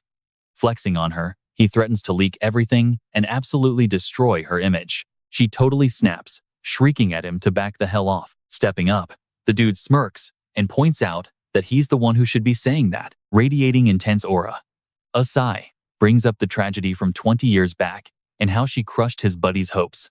Closing in with pure rage, he vows to never let her off the hook for it. Sweating under the pressure, Lei forces a mocking smirk. He snaps at him to stop acting tough, reminding him he isn't rocking Misado's original vessel anymore. Snatching a polearm off the back wall, she growls about him finally having the guts to show up. Screaming that he's dead meat, Ruoxi hoists the blade as sparks go wild around her.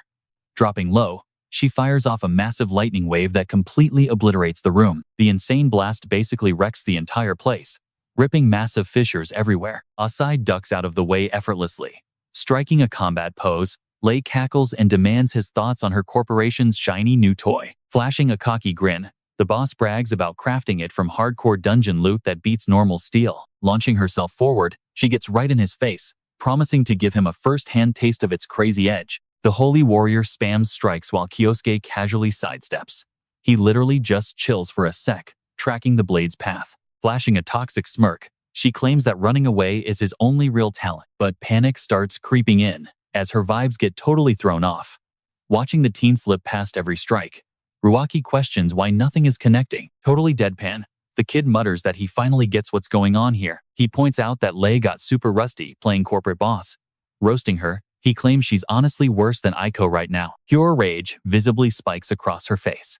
Completely triggered by the disrespect, she screams at him to shut his mouth, and the backstabber gears up for another massive lightning strike, hurling her crackling polearm straight into the kid's chest. Seeing the brutal impact, she feels super hyped about finally landing a killer blow, but a voice echoes from the shadows, sighing that it's just really pathetic. When Ruxi checks the weapon, the corpse literally melts into energy and vanishes behind her. She's completely mind-blown to find the hero chilling there, glowing with raging magic. Tripping out, she guesses his unique skill caused this. The boss realizes nobody has ever pulled off a stunt like that. Snatching her weapon back, she tries to figure out her next move. Igniting the blade with intense flames, the holy warrior drops into a sick battle stance, twirling the gear around. Lei plans to finish everything in one shot. Totally annoyed but cocky, she yells that she's going to permanently silence him. Her brutal swing launches a massive firewall that literally slices across the room. Rushing Misado, she closes in to end it all. A crazy energy shockwave explodes, blowing her magic away right as she aggressively lunges forward. Out of nowhere, Ruaki watches the kid literally pinch the deadly blade barehanded. Totally paralyzed, she whispers that this has to be a joke. Glaring down, Asai mocks that her absolute max effort is honestly just pathetic. Freaking out, she listens to him roast her for being way stronger 20 years back. The boss shakes off the shock, choosing to pop her ultimate backup plan and rushing in again. Ditching her weapon instantly, she sprints right past the dude, leaving him questioning her weird move. The hero instantly clicks with her crazy plan. Ruoxi snatches a glowing red stem off a desk and jams it straight toward her throat. Taking the shot triggers an insane energy flash that completely blinds the guy, forcing him to throw his arms up defensively. The guy glares at her, totally losing his patience, and drops, "Okay, you've crossed the line."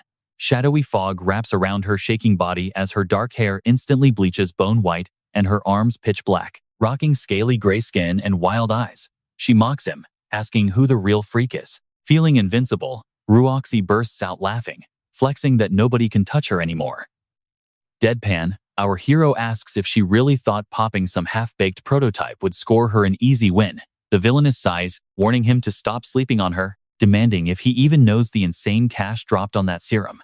She brags about mining ultra-rare loot from the darkest dungeons and grinding for years to perfect it. Reflecting, she confesses that after seeing his crazy, inhuman brawl 20 years back, she's been obsessed with stealing that exact strength. Grinning like crazy, she boasts she finally scored something way stronger than Misado, mockingly thanking him. Totally grossed out, he just calls the whole thing tragic. Her smug smirk drops instantly, staring at him like he just spoke another language. Asahi presses on, roasting her for claiming she's stronger, while literally flexing about needing cheap meds to win. Pissed off, she snarls, demanding to know what he just muttered. The guy just smirks, sarcastically saying sorry for cutting her whole villain speech short, stepping right up. Squaring up, Kyo gets totally engulfed in this sick, blazing magic aura and yells, "Let's wrap this up." Roxy instantly drops into a combat stance too, challenging him to end it all with one ultimate strike to prove who's boss. With a massive boom, she launches forward. Closing the gap in a flash, she screams at him to brace himself. Before throwing a killer punch, our dude effortlessly sidesteps, letting her crash straight into a wall and totally obliterate it. With rubble crashing down and the villain cloaked in shadowy smoke, they lock eyes, mentally measuring each other. Ru whips around, bragging that the strike was her ultimate life's work and asking how he liked it. Catching him off guard, she blitzes him again instantly. A lethal hit connects dead center. The insane impact launches the guy backward, blasting debris everywhere as the whole area just crumbles into dust. The fighter smirks, totally convinced she just caught a massive win. Then, blinding agony hits her. Glancing down, she spots a massive ice shard pinned right through her foot. While she drops down groaning, the icicle literally poofs away. From across the room, that familiar voice admits he set the trap the second she charged. Recognizing his voice, Ruoxi totally freaks out, asking how he survived that. Dripping with heavy mana, Asai casually tells her to thank her goons for the free lesson. Sprawled in the dirt and panicking, she hears him admit her little potion is cool, but it basically just blows hot air. Triggered by the roast, the villainess screams, furious that he would trash her life's work like that. Save the garbage excuses, he snaps back. Music. Beyond pissed, the guy glares, scaring her as he snarls that ruining lives and calling it progress is pure trash. Dropping his voice, Kyoichiro admits it makes him genuinely sick. The crazy boss lady twitches her hand, channeling way more of that pitch-black energy. Screeching at him to shut his mouth, she totally lunges for his throat. But honestly, her killing blow gets blocked mid-air with a bored sigh. Pulling off an impossibly smooth counter, the dude absolutely decks her in the gut with zero hesitation. That focused hook totally knocks her breath away. Ruxi panics, wondering why her buffs glitched out. She hits the floor while our hero just walks away. Fading to black, her final thought hits her. This is Koichiro's true, legendary strength. Strolling past the wrecked concrete, he mutters to himself that her whole gimmick was fake strength anyway. Finally outside, massive clouds of smoke are billowing from a random floor. Somebody shouts Kioske's name, totally catching his eye. He spots Asahi, relieved she made it out in one piece. Nodding, the girl jokes that her buddy looks pretty decent himself. The massive smoke signal grabs everyone's focus, with news crews buzzing that the leaked raid on Lei's secret base was totally legit. The teens tune in, and Karine wonders out loud if Asai pulled this off, but their friend just laughs it away. Checking out the live broadcast, our guy realizes Lei's messed up crimes are finally getting leaked, meaning those victims are officially safe. While he's zoning out, thinking about how that villain's entire empire just crashed and burnt, his bestie totally jump scares him, snapping him back to reality by calling his name. His partner confessed she was completely clueless about the drama, but swore she'd be dead without him. Then, looking right at him, she awkwardly mumbled on. Mind blown, he actually hears her say thanks. Instantly chilling out, Kioske realized he totally forgot that feeling, flashing Asahi a genuine grin. It finally clicked for him. Saving people was literally his entire vibe back in the day. Cut to his apartment later that night. The news anchor was blasting a massive expose about twisted human testing uncovered at Ruaki's hidden lab. The massive leak dropped right after some mystery vigilante totally trashed the Saints' headquarters. The anchor kept talking as wild explosion footage flashed on screen. Slipping out of his uniform, Asai tuned into the broadcast. Lei's brain was totally scrambled, and her attacker was still roaming free. How would the rest of the Pentagram squad react? Suddenly, the anchor gasped. Major breaking news had just dropped. She revealed that Saint Nathaniel, a major Pentagram player, was dropping a massive public statement. Hearing that cursed name, our boy glared at the broadcast like an absolute predator locking onto his next meal. The blonde dude swore he had his crew's back and needed to share some seriously urgent updates. While the kid watched with pure venomous rage, Nathaniel claimed the squad was totally heartbroken over Lei's whole situation. The Saint kept yapping, playing guilty for not catching on and stopping her crazy stunts way sooner. Asai cringed at the dark irony. These fakes were seriously about to play totally dumb all over again. Gripping his remote tight enough to snap it, he realized they were pulling the exact same garbage from 20 years back. Flashing back to those snakes, it hit him this crew was exactly the same, spitting out lies without even blinking. Anything to keep their shiny superhero image intact, Kyo thought. Absolutely sick and tired of their endless faking. To those elites, guys like him weren't even worthy sacrifices. They were literally just annoying bugs to crush. Staring at Kaval running his mouth, the dude's mind raced. Judging by the guy's shady past, there was a massive chance he was the mastermind who originally backstabbed Misado. He remembered how his old teammate was super sneaky, hyper careful, and literally impossible to track down. Snatching his phone, Kyoichiro started plotting his next move, scrolling screens while keeping one eye on the broadcast. Cut to a quiet church where some chick is praying on her knees as a little kid calls out. The kid confirmed the rumors. Lady Claudia sighed, finally getting it, and begged the man upstairs to guide them toward a brighter tomorrow. Meanwhile, someone hollered for Ingolf while he was just chilling at the local gym, warning him the big council chat was starting up. Dropping his weights, the beefy dude promised he'd log on as soon as possible. The messenger awkwardly apologized for ruining his workout, while Ingolf angrily ground his teeth. The massive dude furiously swore at Lei under his breath, totally baffled by her insane logic. Flash over to Nathaniel in a high-tech room. He clapped his hands, demanding focus from the other Pentagram Saints on the giant video call. Kicking things off officially, he announced the council was in session, and the whole squad gave serious nods. Pacing around with his computer, Nathaniel claimed the messy situation was wrapped up. Meanwhile, Claudia kept her hands glued in prayer, nodding along, completely trashing her old teammate for being sloppy enough to let an attacker leak her illegal science projects. Ingolf snapped, demanding to know what the heck that crazy chick had been plotting to totally wreck their squad's flawless rep. Chilling back in his fancy chair, Kaval fully backed up that angry vibe. Playing it smart, the guy stressed that Ruaki was flying solo and ran those twisted tests completely alone. He swore the rest of the crew was clueless. Listening in, Hideki scoffed, classic move from his overly calculated buddy. Long story short, they were throwing her under the bus. Even if others were clueless, Hideki knew Nathaniel was well aware of Lei's dirty laundry. Sweating bullets, the older dude realized how incredibly messed up tossing her away so easily really was. Grabbing an envelope next to his laptop, Director Hideki told himself he literally had to follow the guy's orders. When a teammate mentioned they were dying to know who actually pulled off the attack, Iari chimed in, claiming he had the tea. He flashed an envelope, revealing it popped up sealed at the school, mailed by the exact dude who exposed Ruaki. The Saints were totally shook, and Kaval immediately ordered him to read the juicy contents out loud. Nodding, the older guy ripped the paper open and started reading aloud. I stepped right out of that portal back into the present, and I'm coming to wreck every single one of you. See you soon. Hideki kept reading, his voice literally shaking. Dropping Misado Kyo's name at the very end totally paralyzed the crew, hanging onto every word. Freaking out a bit, Claudia asked if some random troll was just stealing his identity. Nathaniel shut that down fast. He pointed out the portal was a total secret, meaning the letter was 100% from their old pal. The chick guessed he maybe abused some time magic, but Ingolf clapped back, insisting they had absolutely zero reason to sweat. Super irritated, St. Vitz snapped that if Misado was actually back, they'd literally just have to crush him all over again. Kaval agreed, sensing zero rush. Smirking, the blonde dude told everyone to just chill and watch whatever crazy move Kyoichiro tried next. Back in Engel's office, the guy pushes away from his desk, staring out the massive window while quietly muttering his old partner's name. Jaw locked in pure rage, He swears Misado is the one dude who is never getting off the hook. Cut back to Kioske chilling at his place. The director confirms over the phone that the job is done. Kicking back, our guy nods, figuring Nathaniel is playing it super safe and won't strike firsthand, which honestly works out perfectly. Once those guys finally clock that he has returned, they are going to panic. He decides to hunt down the easy targets first, giving Hideki the green light to roll out. Snagging a document off the desk, he listens to the old guy press him for details on the strategy. With a smirk, he brushes it off as light work. Kyoichiro then orders the paperwork prepped for a transfer straight into Ingolf's academy. Hideki sounds totally caught off guard, asking if that is their next hit.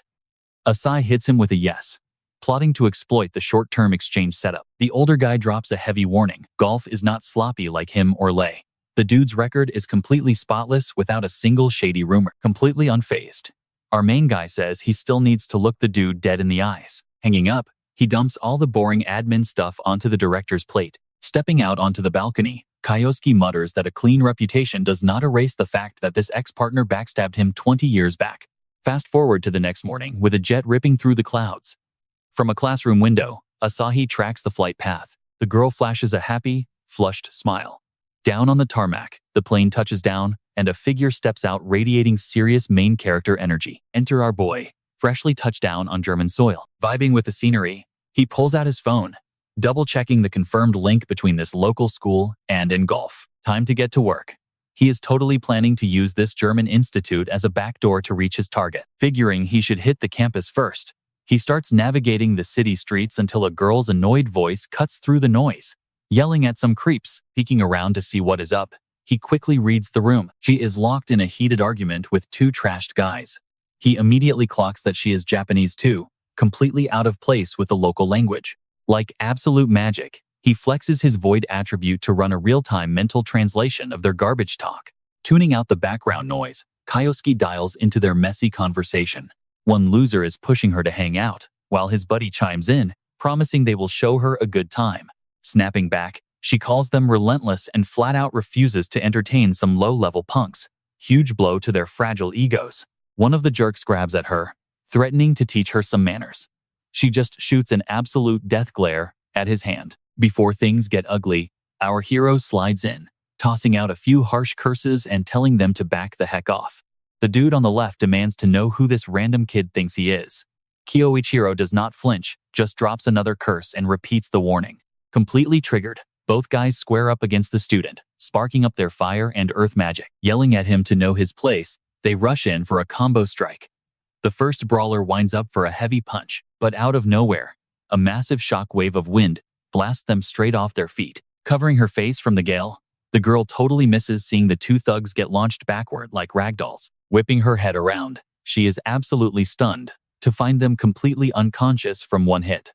Gasping in shock, she locks eyes back on her savior. While she is trying to process who this powerhouse is, he just stands there chilling.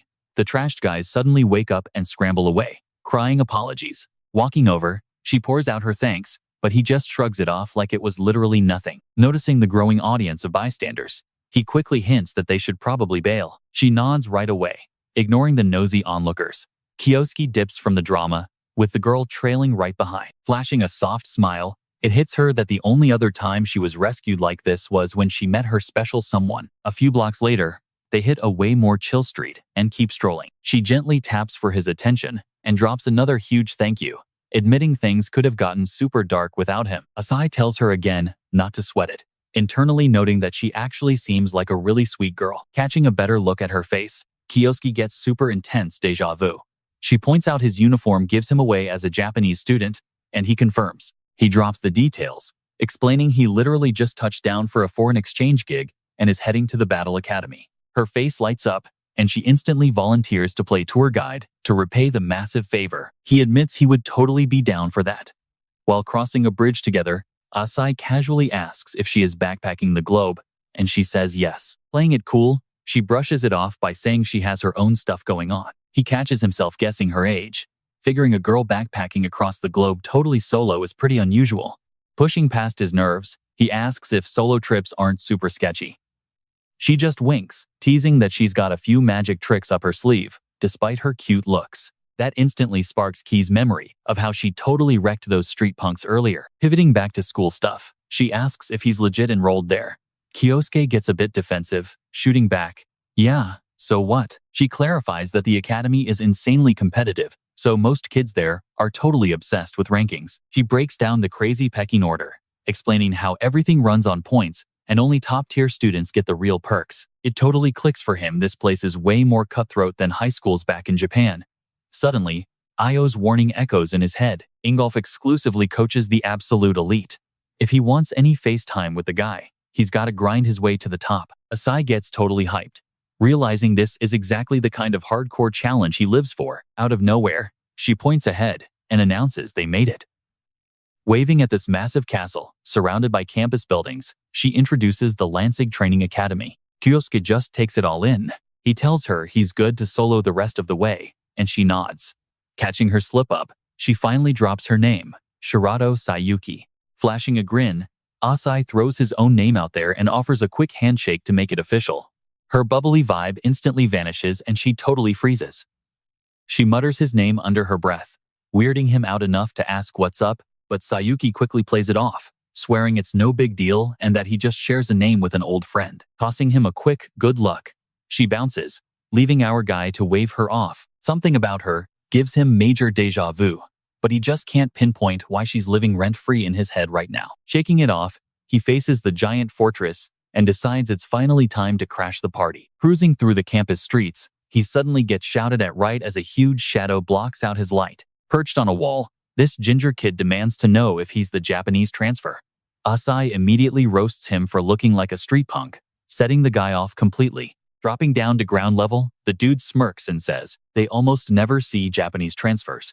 So, he's betting our guy is carrying some heavy-duty skills. Getting right up in his face, he tells him not to get a big head about it, claiming this little showdown is just a freshman hazing ritual. Kioske lets out a massive groan, internally screaming that he's been here 5 minutes and already pulled aggro from a weirdo. Flashing back to Shirato's warning about the insane point system, he realizes she was totally spot on. This punk definitely wants to test his stats in a street fight. Not backing down, Kioske dumps his bag, completely ready to brawl. Backing up to give them space, the hothead smirks, acting glad the new kid actually has some spine. Firing up some earth magic, the ginger summons a ring of floating rocks, screaming, "Eat dirt," as he unleashes the attack. The boulders accelerate like crazy, zeroing right in on our guy's face. With a ridiculously lazy hand wave, Asai swats the attack away like flies, making the boulders crash aside while the ginger's jaw absolutely drops. Kioske then flexes his own earth skills, casually grading the kid's attack by admitting the quantity wasn't bad, but the damage output was absolute trash. Spawning a genuinely massive asteroid in his palm, he schools the kid. Here's a free lesson in real earth magic. The giant rock launches with a massive sonic boom, barely shaving the side of the punk's head. Blown right onto his backside, the ginger cowers from the dust storm as the projectile absolutely deletes the wall behind him. If you're gonna hit this hard. Asai drops the mic, sweating bullets. The bully stares at the cratered brickwork, and then back to Asai, realizing he just picked a fight with an absolute raid boss. Kioske just facepalms at the dramatic kid. Meanwhile, a few blocks over, someone's creeping on a phone call. Spot on, Lady Claudia. Clutching Kioske's dossier, the spy verifies that the target has been successfully engaged. Stepping out of the shadows, Sayuki hangs up, declaring she's staying posted up in Germany to keep tabs on his every move. Fast forward a bit, Asai hits up the admin office at the German Academy to finally snag his slick new student badge. Stepping outside, he's hyped that the boring paperwork is history, meaning he's officially cleared to raid the local dungeons. Checking out the card's built-in translator, he spots instantly that the design is way flashier than his basic Japanese version. Spotting his point balance, his mind flashes right back to that brutal ranking system Shiro was spilling the tea about. Figuring out the card basically tracks his entire dungeon crawling stats.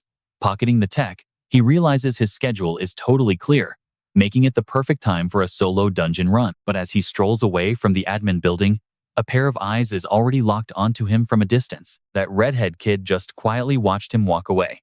Meanwhile, Kioske bolted straight to a local dungeon entrance, completely skipping the sightseeing. Staring into the glowing gateway, he knew the drill. Grabbing the #1 spot in class was his only ticket to reaching Ingolf. He stepped through the rift, hyped to farm a massive ton of points inside this top-tier labyrinth. Blinking at the wrecked ancient stones around him, the dude quickly scoped out his new surroundings. Asai smirked, curious about the local mobs, right before a squad of skeletons pulled up. These weren't your average Japanese zombies. They were seriously beefed up undead, but he wasn't sweating it. Flexing his past life knowledge from his Misado days, he instantly sparked up his fire spells. One bony dude flared up with wild magical energy, totally ready to throw hands. The creep swung a massive battle axe right at his head, but Kioske sidestepped like it was nothing. Remembering that these zombies hated flames and sheer muscle, he dialed up the heat, rocking fists completely covered in blazing infernos. Our guy delivered an absolutely devastating right hook. The monster literally shattered into 2 pieces and hit the dirt. The rest of the bony squad just froze in absolute shock. Cocky as ever, Asai taunted them to bring it on. Fast forward through the bone-crushing brawl, he figured this messy corridor definitely led straight to the main boss. Pushing into the massive final arena, the teen kept his guard completely up, staring down a literal Grim Reaper dripping with toxic purple energy. He cleared his throat, pretty sure he just found the final challenge. The creature's insane glowing vibe hit him like a truck, proving just how ridiculously overpowered it really was. Sparking flames in both palms, he figured he would exploit the classic zombie glitch and chucked a massive blazing orb right at the phantom. The spook just raised its staff to tank the hit. Their colliding energies sparked a massive shockwave, forcing Kioske to block the flying sparks. Peeking through the smoke, he saw the big bad had completely erased his attack, proving this guy was no joke. Before the teen could even follow up, the phantom started charging a nasty counterattack. A beam of toxic violet sludge blasted his way, forcing him to totally dive out of the danger zone in pure shock. He quickly noticed the slime literally melted through solid rock. So this was the crazy scaling of a top-tier raid. Yet, a cocky grin still crept across his face. Seeing the boss spam more magic, he hatched a totally unhinged plan to flip the script. Getting entirely in the zone, he funneled hurricane magic into his sneakers and gracefully weaved through an absolute barrage of hexes. He instantly closed the gap, catching the floating menace completely off guard as the intense battle beat dropped. Ripping off the monster's own toxic drip, the teen smirked. "Let us see if you can tank your own medicine, buddy." With one smooth swipe, he slapped the melting goo right onto the phantom, making it shriek in pure agony before its face literally dissolved away. Asai stuck the landing flawlessly, while the terrifying creature completely stopped moving. Checking his knuckles as he turned to bail, he watched the supposedly invincible boss just crumble into literal ash and smoke. He realized stealing a max-tier skill wasn't completely flawless, which was why his own body had to tank a bit of the nasty blowback. The verdict? He absolutely needed to grind out his void stats like crazy before the next huge fight. Out of nowhere, his vibe shifted. Staring into the empty room, he locked in and yelled, "I know you are lurking. Come out already," he demanded bluntly.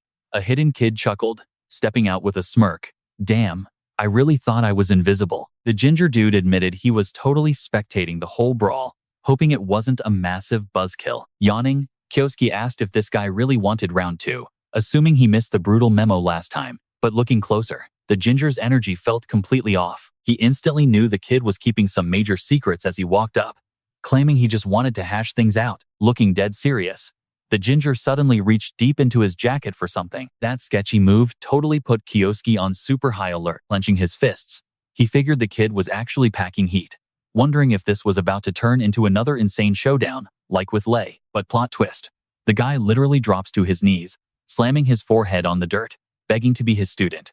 Kioske was just completely frozen, unable to speak. Thinking the guy had entirely lost his mind, he peeked at the random object in his hands and realized it was just a tiny cup. The dude glanced up, rambling about how he read that gifting a sake cup was some ultimate Japanese respect move. While Kioske processed the cringe, the guy frantically promised to be his personal helper if he just taught him some hardcore magic tricks. Getting super real, the kid admitted that watching him demolish that boss was utterly mind-blowing, and he felt like a total clown for trying to fight him earlier. Groaning internally, our guy realized his peaceful life had just taken a massively annoying detour. But then, a tiny detail caught his eye. He stepped up and casually grabbed the bowing kid right by the shoulder. Right as the dude hopefully asked if the mentorship was officially happening, things suddenly took a wild turn while the soundtrack bumped up. A massive blast rips through the dirt, but a quick sigh yanks them out of the danger zone right as a giant skeletal dragon rises from the rubble, making the redhead stumble back in pure shock. Kioske just steps up and smirks, noting that the Grim Reaper definitely was not the final boss after all. The undead beast stares him down, its suffocating energy making the air heavy, while Kioske just chills and says the real fight is finally kicking off. Both guys are totally freaked out, staring up at this massive, bone-chilling dragon covered in a glowing purple mist. The red-haired kid stutters that he actually knows this thing from his textbooks. It is a legendary undead beast that erased a whole town back in the day. The history books claim that Ingolf barely scraped by to defeat it. He is totally losing it over why it is even here. But our main guy stays cool, saying it all makes sense now. Mind blown, the redhead asks if he seriously wants to box that nightmare. But Asai just tells him to chill out before dropping a massive lore bomb. Ingolf was definitely not the guy who smoked this bone dragon for the Pentagram Knights. Giving Misado the credit would have been a bad look, so those cowards totally rewrote history to save face. Knowing the real truth, our hero decides it is time to put this ugly beast back in the grave. Looking dead serious, he calls out that it is go time, but the monster acts first by smashing its huge claw into the dirt. Kyo drops into a fighting stance, locking his eyes dead onto the giant target. He launches himself so hard that a huge gust of wind kicks up, instantly realizing this thing hits way harder than it did 20 years ago. But honestly, he does not care. He weaves through the strikes like nothing and sprints right at its skull, loading up a massive punch. His fist lights up in roaring flames, packing an insane amount of raw power. The hit is absolutely brutal. The dragon's skull completely caves in and explodes into a million pieces flying everywhere. The redhead loses his mind, cheering for his mentor, but the hype dies fast when the beast magically starts putting itself back together. These undead dragons have crazy high health. If you do not wipe them from existence, they just bounce right back. Since brute force is not cutting it, Kioske realizes he has to switch up his whole game plan. Totally lost, his new student just stares at him, wondering how anyone could stay this chill against a literal raid boss. Not wasting another second, the massive skeletal nightmare throws its whole body right at them. The kid barely avoids getting swatted into next week by its massive tail. That wicked bone whip instantly snaps toward Asai, crashing into the dirt. But our guy just sidesteps it flawlessly. He keeps dancing around the heavy hits, buying time until the perfect strategy clicks in his brain. That is the whole trick to void magic. You literally weaponize your imagination. The sharper the mental picture, the crazier the damage. Right as he gears up to strike, the beast rushes in and blasts a deadly purple laser straight at his face. Panicking, his student sprints over thinking it is game over, but his jaw drops when the smoke clears.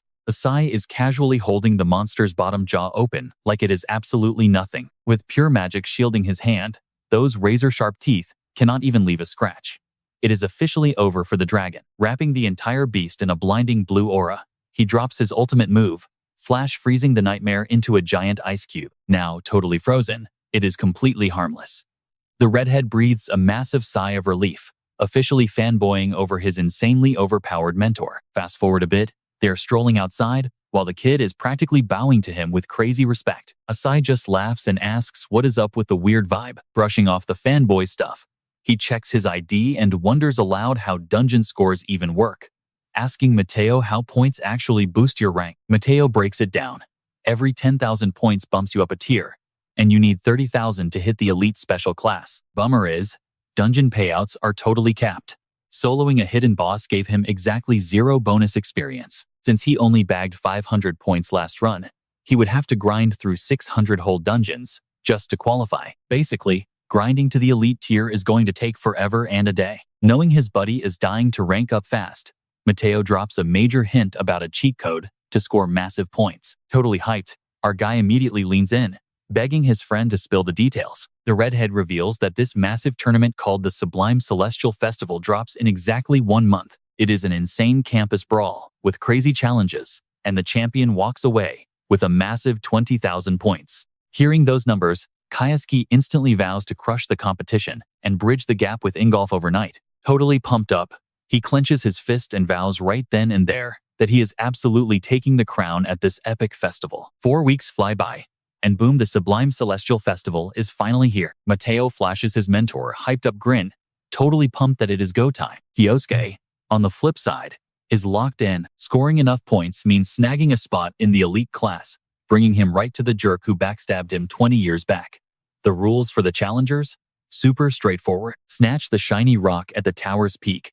How you pull it off is completely up to you. Throw hands or sprint to the roof, totally your call.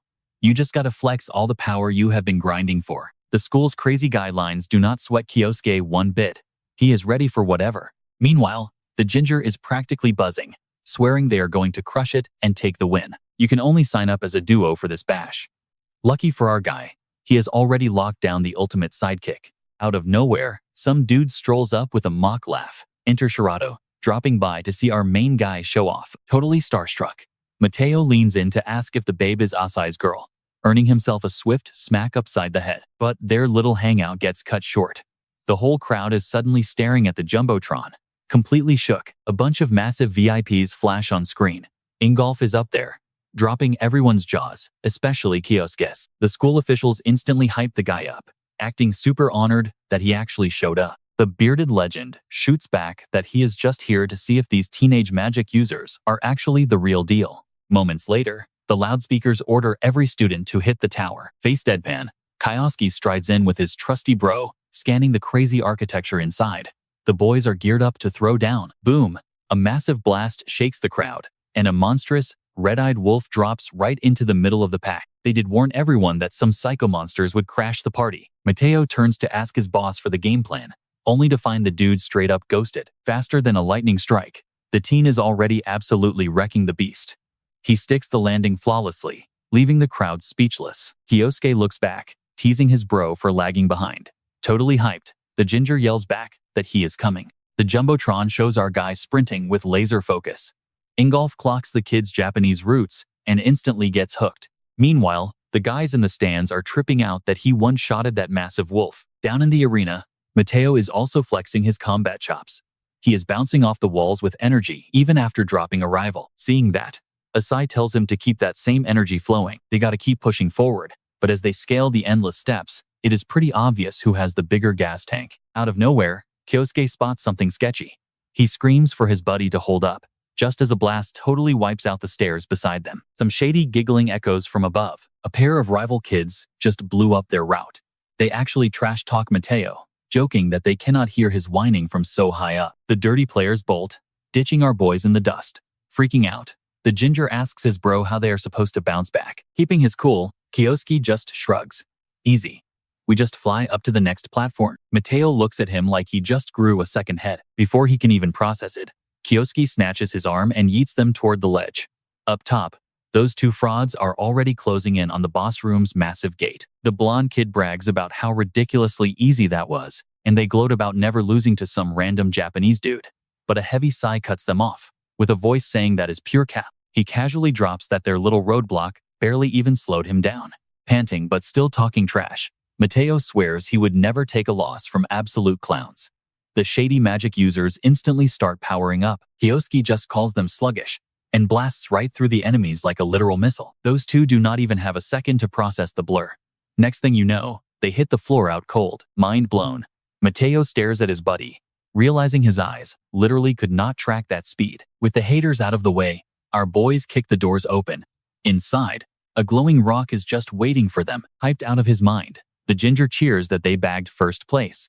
But Asai quickly clocks that the fight is far from done. A bunch of magic glyphs spark up around the gym, and fully armored knights literally crawl out of the floor. Up in the booths, a staff member jumps up in a panic, screaming that those goons definitely were not in the script. Sporting a sinister grin, Ingolf totally planned this trap. He's dying to see if these guys can actually survive the gauntlet. Mateo freezes as creepy armored figures literally start creeping up right out of the ground. Kyo instantly clocks that these things aren't human. Someone crazy powerful is definitely puppeteering this entire squad with one massive spell. Our guy bets his life it's Ingolf's doing. Off in the observation room, another proctor asks the dude if he's actually flexing this hard. The bearded teacher just shrugs it off, admitting that letting them breeze through the exam would be a total snooze fest. In his book, if these teens want to be top-tier spellcasters, they gotta prove they can handle some serious heat. Honestly though, the guy is fully aware that an average rookie would get absolutely crushed by this mob. Smirking like a villain, he's super hyped to watch them scramble. Meanwhile, down in the pit, Mateo is straight up losing his mind. Kyo gets that grabbing the prize means wiping out these mobs first. Plus, there's a ton of them, and they look insanely buff. Still, our boy accepts that taking them down is the only way to clutch the win. Despite sweating bullets and trembling, Mateo realizes they are totally trapped. He mans up, resolving to cover his bro's blind spots as best as he can. But honestly, before Mateo can even get a word out, Kyo completely blitzes into action, smoothly sidestepping a lethal slash. When another goon charges with a drawn blade, the teen pops an aura buff and catches the steel barehanded. Right then, his free fist ignites with some seriously intense, blazing aura. He drops a massive punch that launches the armored freak across the room. The crowd watching the stream is absolutely losing their minds. Our guy just keeps styling on them, dropping bodies left and right without drawing a weapon, wrecking 3 dudes simultaneously, and slamming them into the brickwork. The shockwave from the hit literally shakes the entire arena. Peeking from behind cover, Mateo is totally hyping up his boss's insane power level. Ingolf is totally stunned too, catching on that Kyo actually plans to solo the entire mob. Banging a fist on his desk, he dials up the difficulty. Out of nowhere, the armored freaks clone themselves, spawning endless waves straight out of the dirt. Super annoyed, Kyo questions what the heck the Academy is even trying to prove with this garbage. Shirato is sweating while glued to the screen, secretly rooting for the kid to pull through. He's incredibly hyped to see Asai's counterplay. Back in the death trap, a massive battle axe barely shaves the teen's head. There's gotta be around 30 goons now, but honestly, he survived way worse trauma. 2 attackers suddenly chuck their heavy weapons at him, but he casually pops a dirt barricade to tank the hit. Simultaneously, a third brawler rushes his blind spot. Spotting the flank, the teen charges up a glowing green blast in his offhand, blasting the whole squad into oblivion. Kyo quickly figures out that picking them off individually is a total waste of time. He needs to drop a massive nuke and clear the room instantly. The catch? Getting swarmed like this means 0 breathing room to actually cast heavy hitters. Weaving through a brutal lunging strike, he drops one palm to the floor and starts vaulting wildly to dodge the onslaught. His biggest brain play is spamming a familiar technique so he doesn't waste precious seconds constructing it. Asai absolutely despises the jerk who originally spammed this move, but beggars can't be choosers. Kyo's eyes flare up as he triggers his anti-gravity skill. Debris all over the combat zone starts levitating like they're in outer space. Ingolf literally jumps out of his seat, completely blown away. Right then, Kyo throws his arms wide open, radiating a massive wave of toxic green aura. He detonates the skill, catching the entire mob in the crossfire. By mixing gale and rock elements, he creates a brutal storm that clears the whole stage. The resulting blast is so insanely overpowered that a blinding flash erupts right through the academy walls. When the dust settles, nothing is left but shredded metal, leaving the objective crystal sitting perfectly at our guy's feet. Snatching the prize, the teen smirks and calls game. Mateo totally loses his mind, screaming that his boss actually clutched the win while bouncing off the walls. The whole student audience watching instantly erupts into massive cheers. Shirato's jaw drops, recognizing that legendary combo move, admitting the kid is an absolute monster for pulling it off flawlessly. Ingolf just bursts into manic laughter, still entirely stunned. Kyo perfectly executed a technique that took Iwoko 20 whole years to invent. For a rookie, this kid is just built entirely different. Ingolf makes up his mind right there.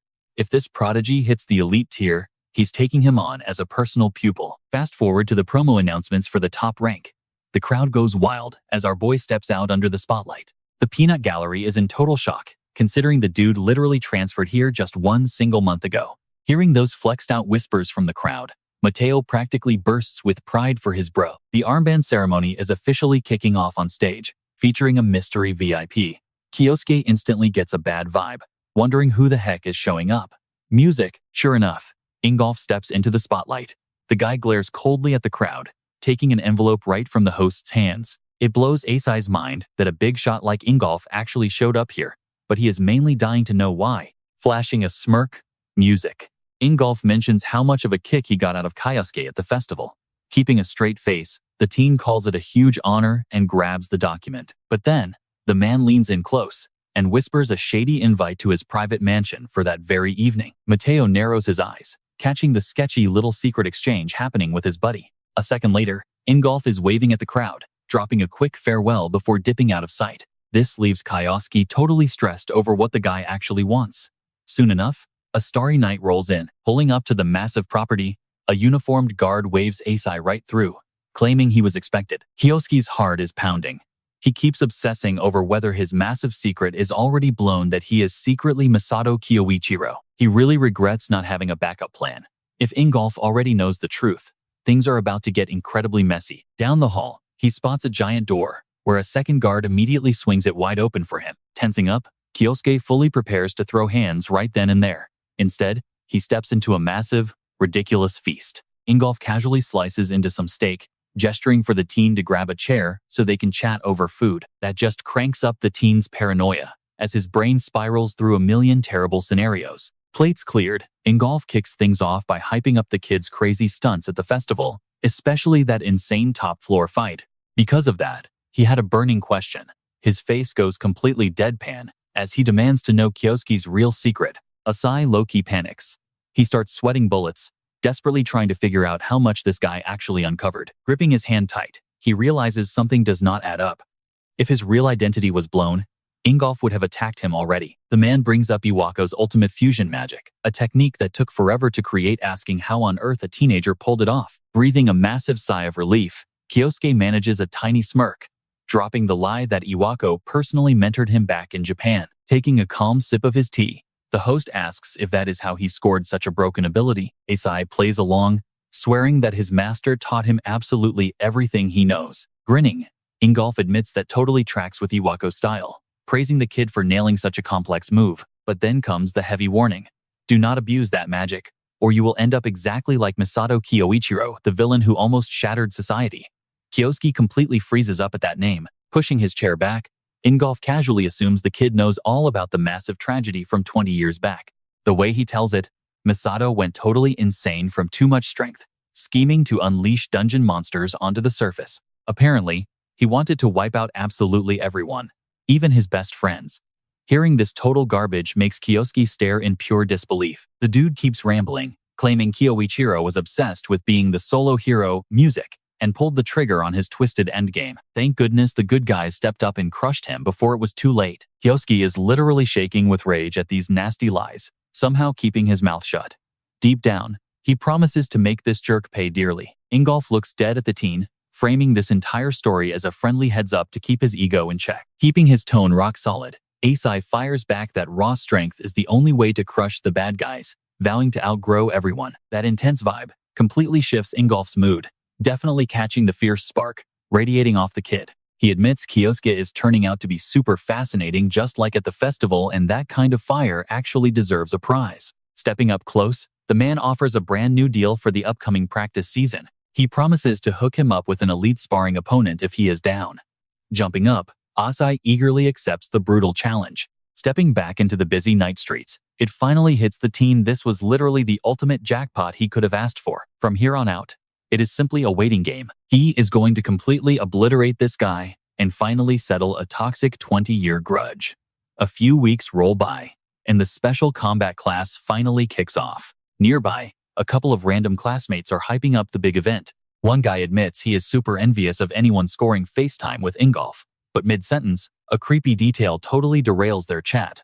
Kioske is just chilling on a bench, radiating pure, unfiltered murder from his eyes. Freaked out, the blonde kid whispers that they need to bail immediately. They sprint away while Asai just glares into the distance, ready to unleash absolute hell. The dude totally promised they'd square up during today's practice. For Ingolf, this was likely just about flexing on some nosy rookie to put him in his place. But Kioske? He was ready to totally wreck the guy as payback for stabbing him in the back 20 years ago. Finally, sparring time kicked off. The teacher strolled onto the training grounds, taking his sweet time sizing up the whole class. Asai was practically glaring daggers at him, plotting pure payback. The big guy kicked things off by hyping up the class's progress, adding that just watching a fight is a massive learning curve too. So, to keep things spicy, he announced a live spar. He told everyone to chill out since he'd already picked his victim Asai, who confidently stepped right up. Totally shook, Mateo was keeping an eye on the whole crazy scene from way back. Ditching class was risky, but totally worth the hype.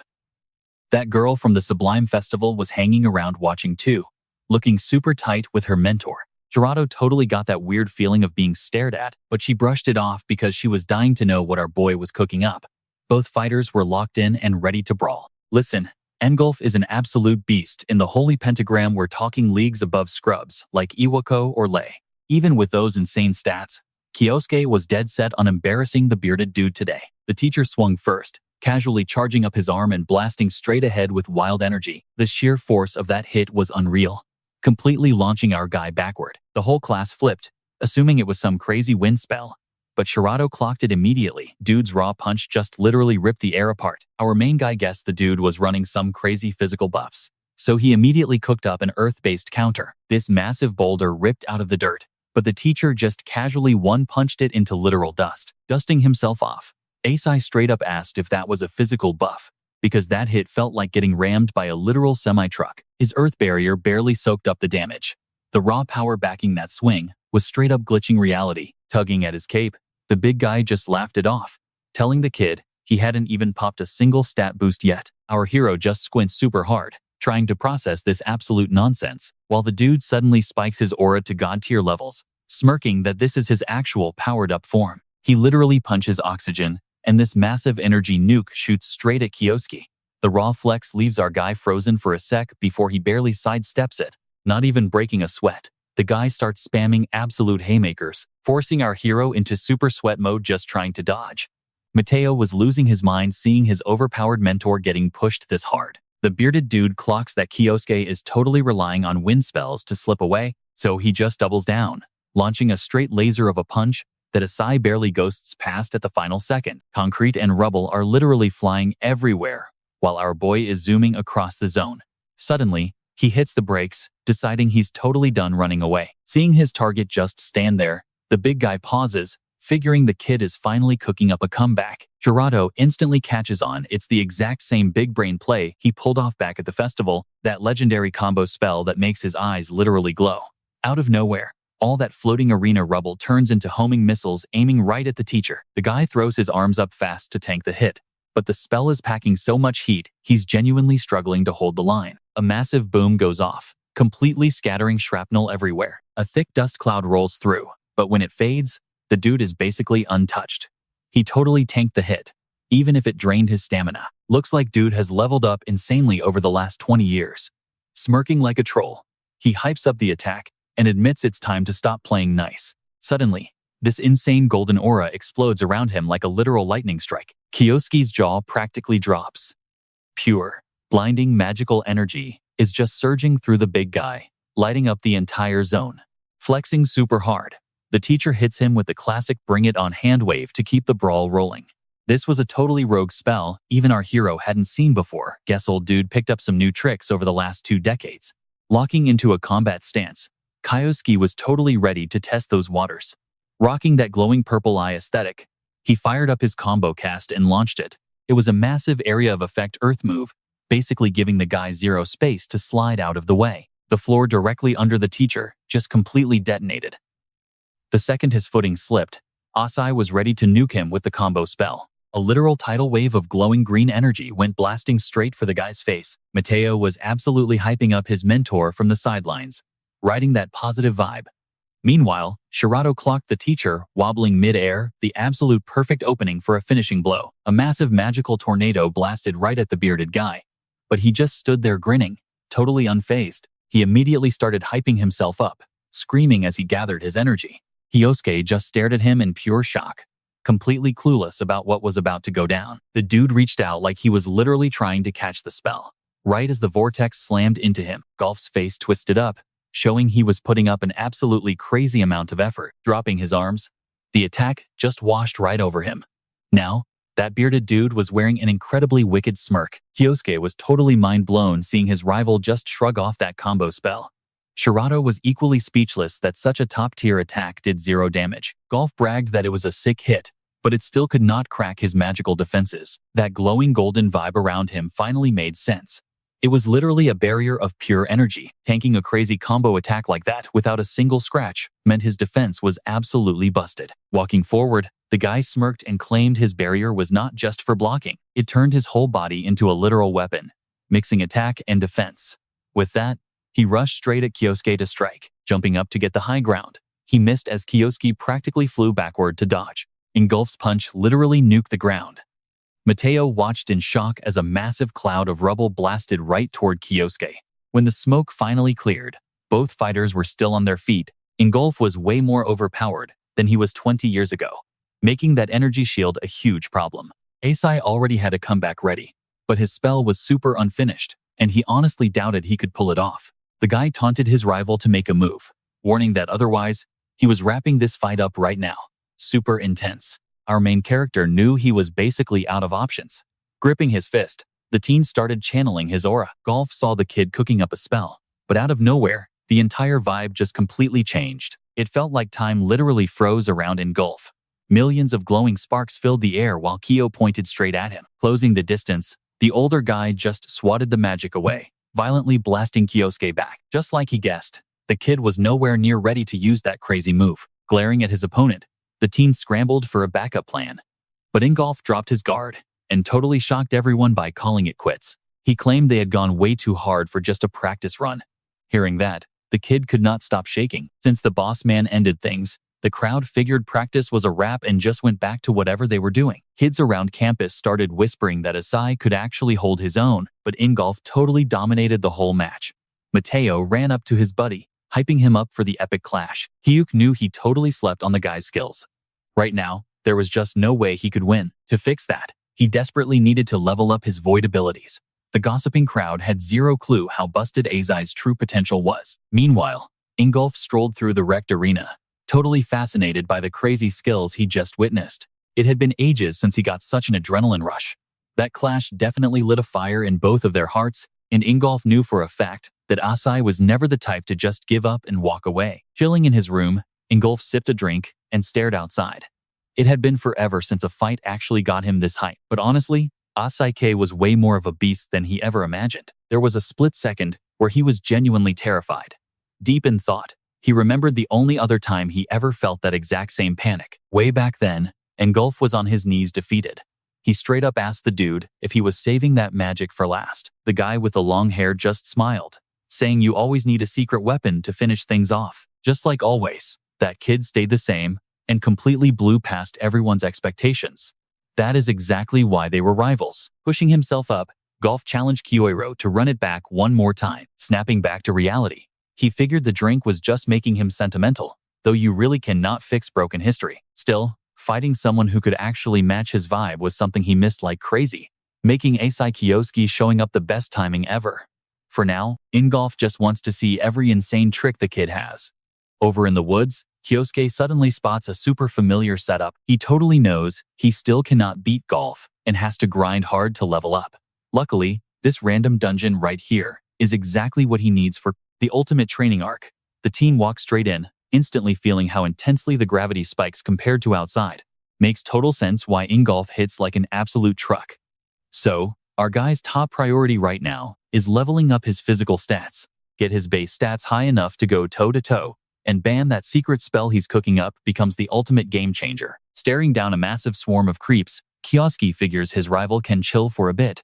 Cut to 3 days later at school, where everyone is just vibing. Shirato totally catches on that Asai has completely ghosted the dorms ever since their massive clash. Out of nowhere, Mateo drags himself over looking completely wiped out. Honestly, the red-haired dude is just bored out of his mind without his boss. He perks up when he spots her though, immediately tagging her as just another one of his boss's massive fangirls. She jumps at the chance to ask where Kioske is hiding out.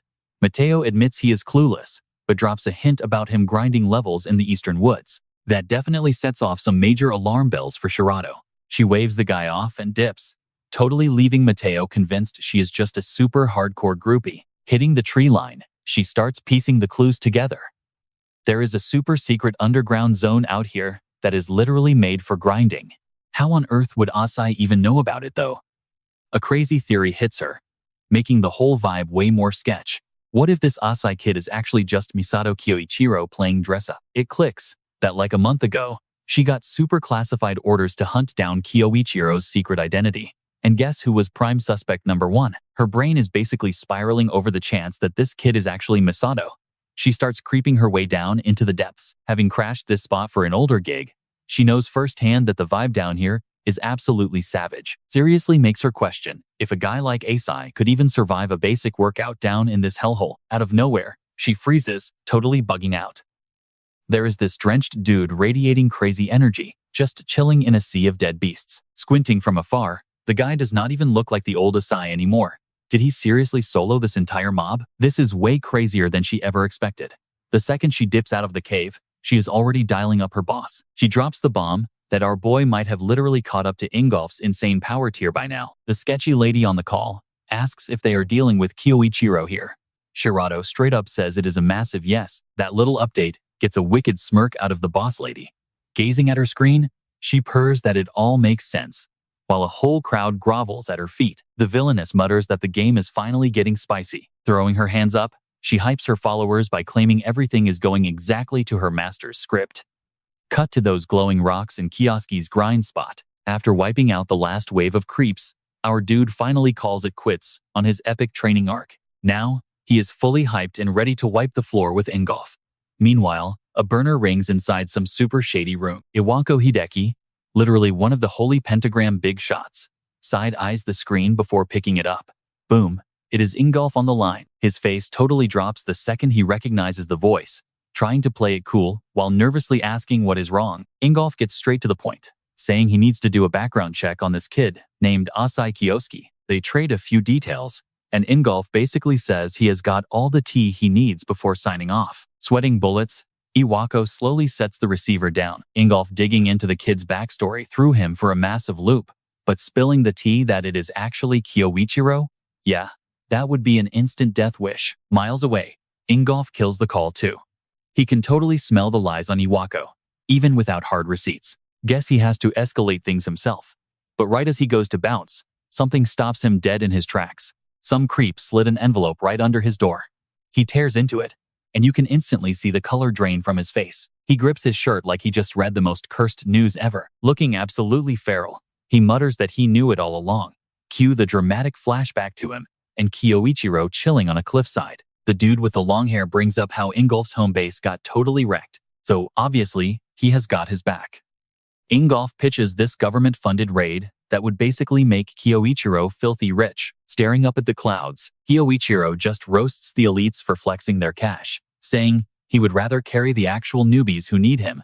Ingolf laughs, calling him a total softie. Getting on his feet to check out the view, Kyoichiro admits the aesthetic up there is crazy good. It is Kell Hill, literally the ultimate sunset gazing spot.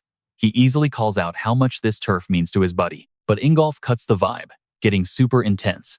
He vows to max out his stats, not just for his turf, but to defend every zone getting griefed by the monsters. Flashing a grin, Kyoichiro locks in to tag along, promising to totally grind out some levels while they tour the map. Ingolf flashes a grin and tells him to bring the heat. Back then, they were totally tight, hanging out on that hill and pushing their skills to the absolute limit. But a dark memory messes with his head.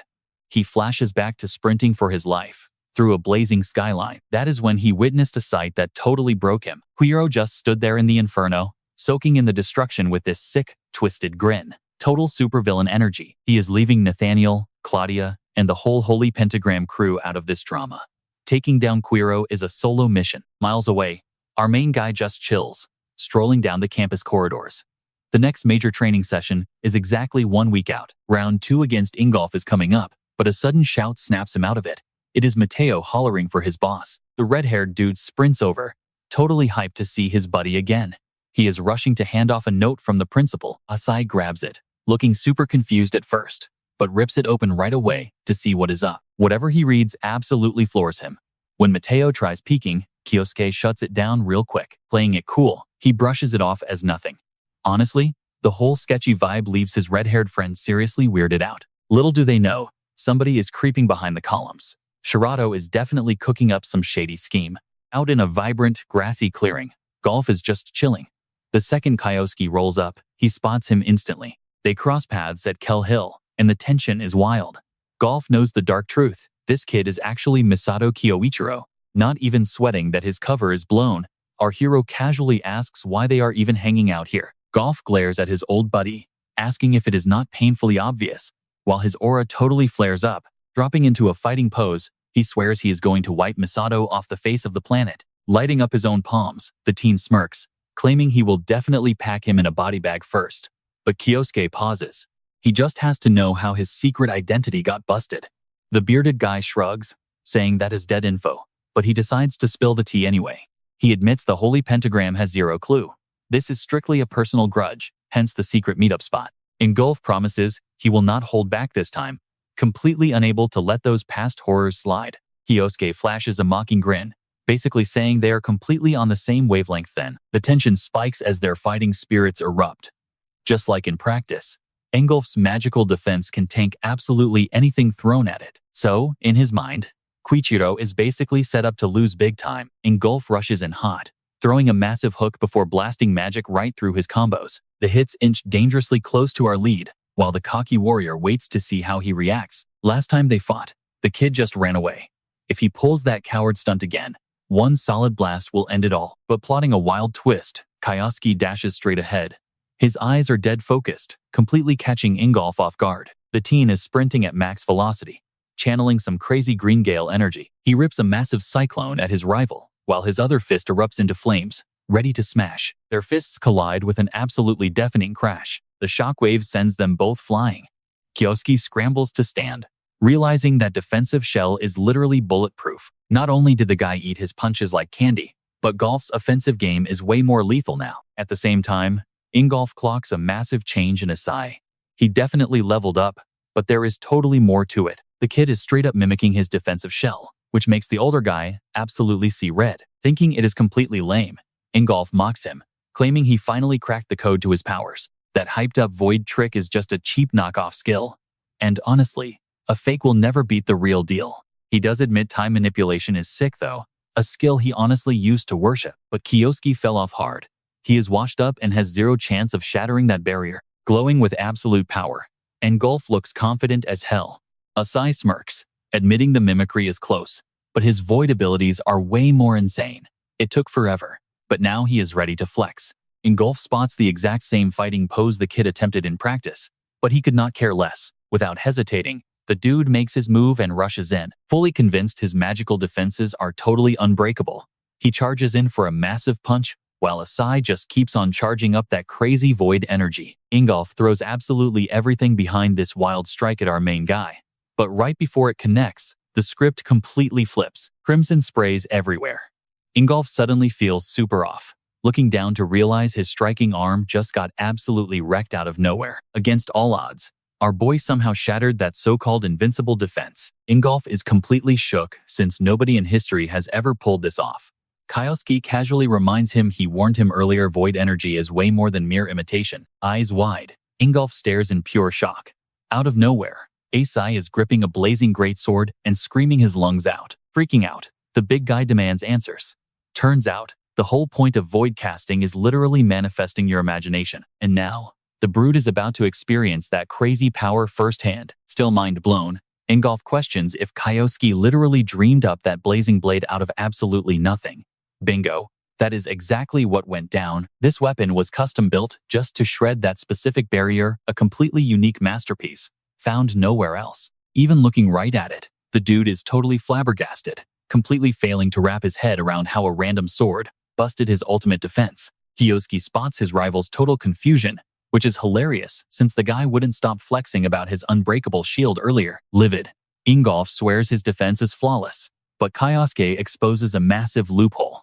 The spell's core trait basically just turns aura into steel. Freaking out, the brute demands to know how he figured that out. Kioske just smirks, explaining that copying the exact same move gave away all its secrets. At the end of the day, even the toughest steel melts. That is exactly why our boy spawned a blade burning hot enough to turn heavy metal into liquid. Completely speechless, the big guy recalls his suit tanking tons of elemental hits, even flames, leaving him wondering just how scorching this new blade actually is.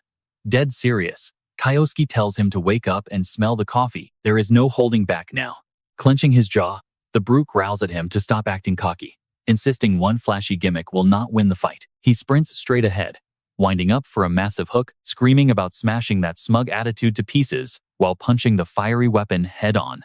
Not even blinking, Kioske blocks the heavy hit, gripping his glowing weapon super hard. Then he swings back with everything he has got, sending his rival flying across the battlefield. Battered from the massive hit, the huge dude stumbles and crashes to the dirt, totally rattled. He simply cannot process getting dominated like this. Kioske starts roasting him, pointing out that whenever he gets triggered, his attacks turn insanely sloppy and super readable, a bad habit he clearly never dropped.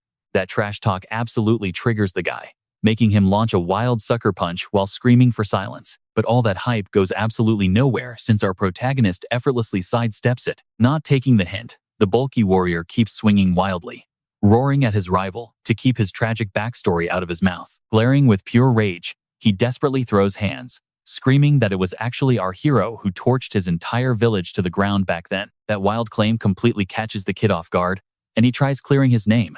But the big guy is way too blinded by anger to hear logic anymore. Realizing words are totally useless here, the hero decides to bust out a different strategy. He channels glowing sapphire aura into his palm, doing a wide sweep that triggers a massive burst of electricity and thick smog right in the middle of them.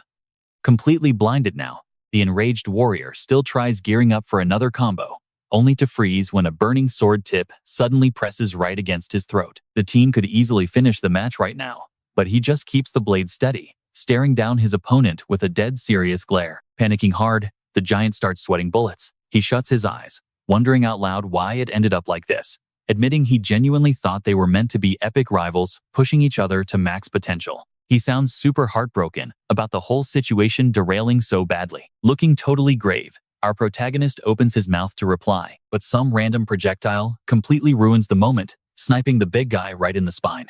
He immediately faceplants into the dirt before he can even react. Totally lost, our hero tries to process this crazy sneak attack, but his rival is already down for the count, while some mysterious chick strolls up rocking a crossbow. She smirks and casually mentions she is absolutely not letting him end this party early. The kid glares daggers at her. Turns out, it is none other than Claudia, literally one of the legendary 5-star saints. The lady throws out a chill greeting, noting it has been a hot minute, totally exposing that she knows his secret identity too. Sporting a wicked grin, she claims she would love a cute little catch-up session.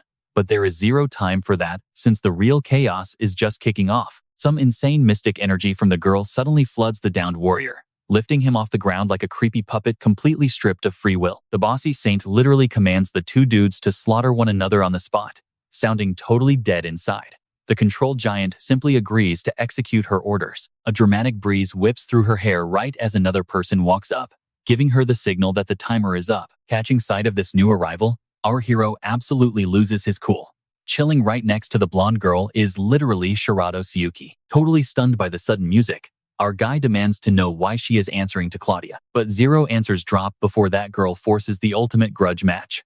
Kioske screams Claudia's name, yet he gets absolutely ghosted. That toxic purple energy pulsing inside Ingolf goes into overdrive, making Kioske clutch his blazing blade way harder. Completely hijacked by Claudia, the massive dude staggers up, shrieking in pure agony, while his magic shield flares into existence. Dead serious, our main guy clocks that his opponent has totally lost his marbles. It is an absolute brainwash courtesy of Claudia.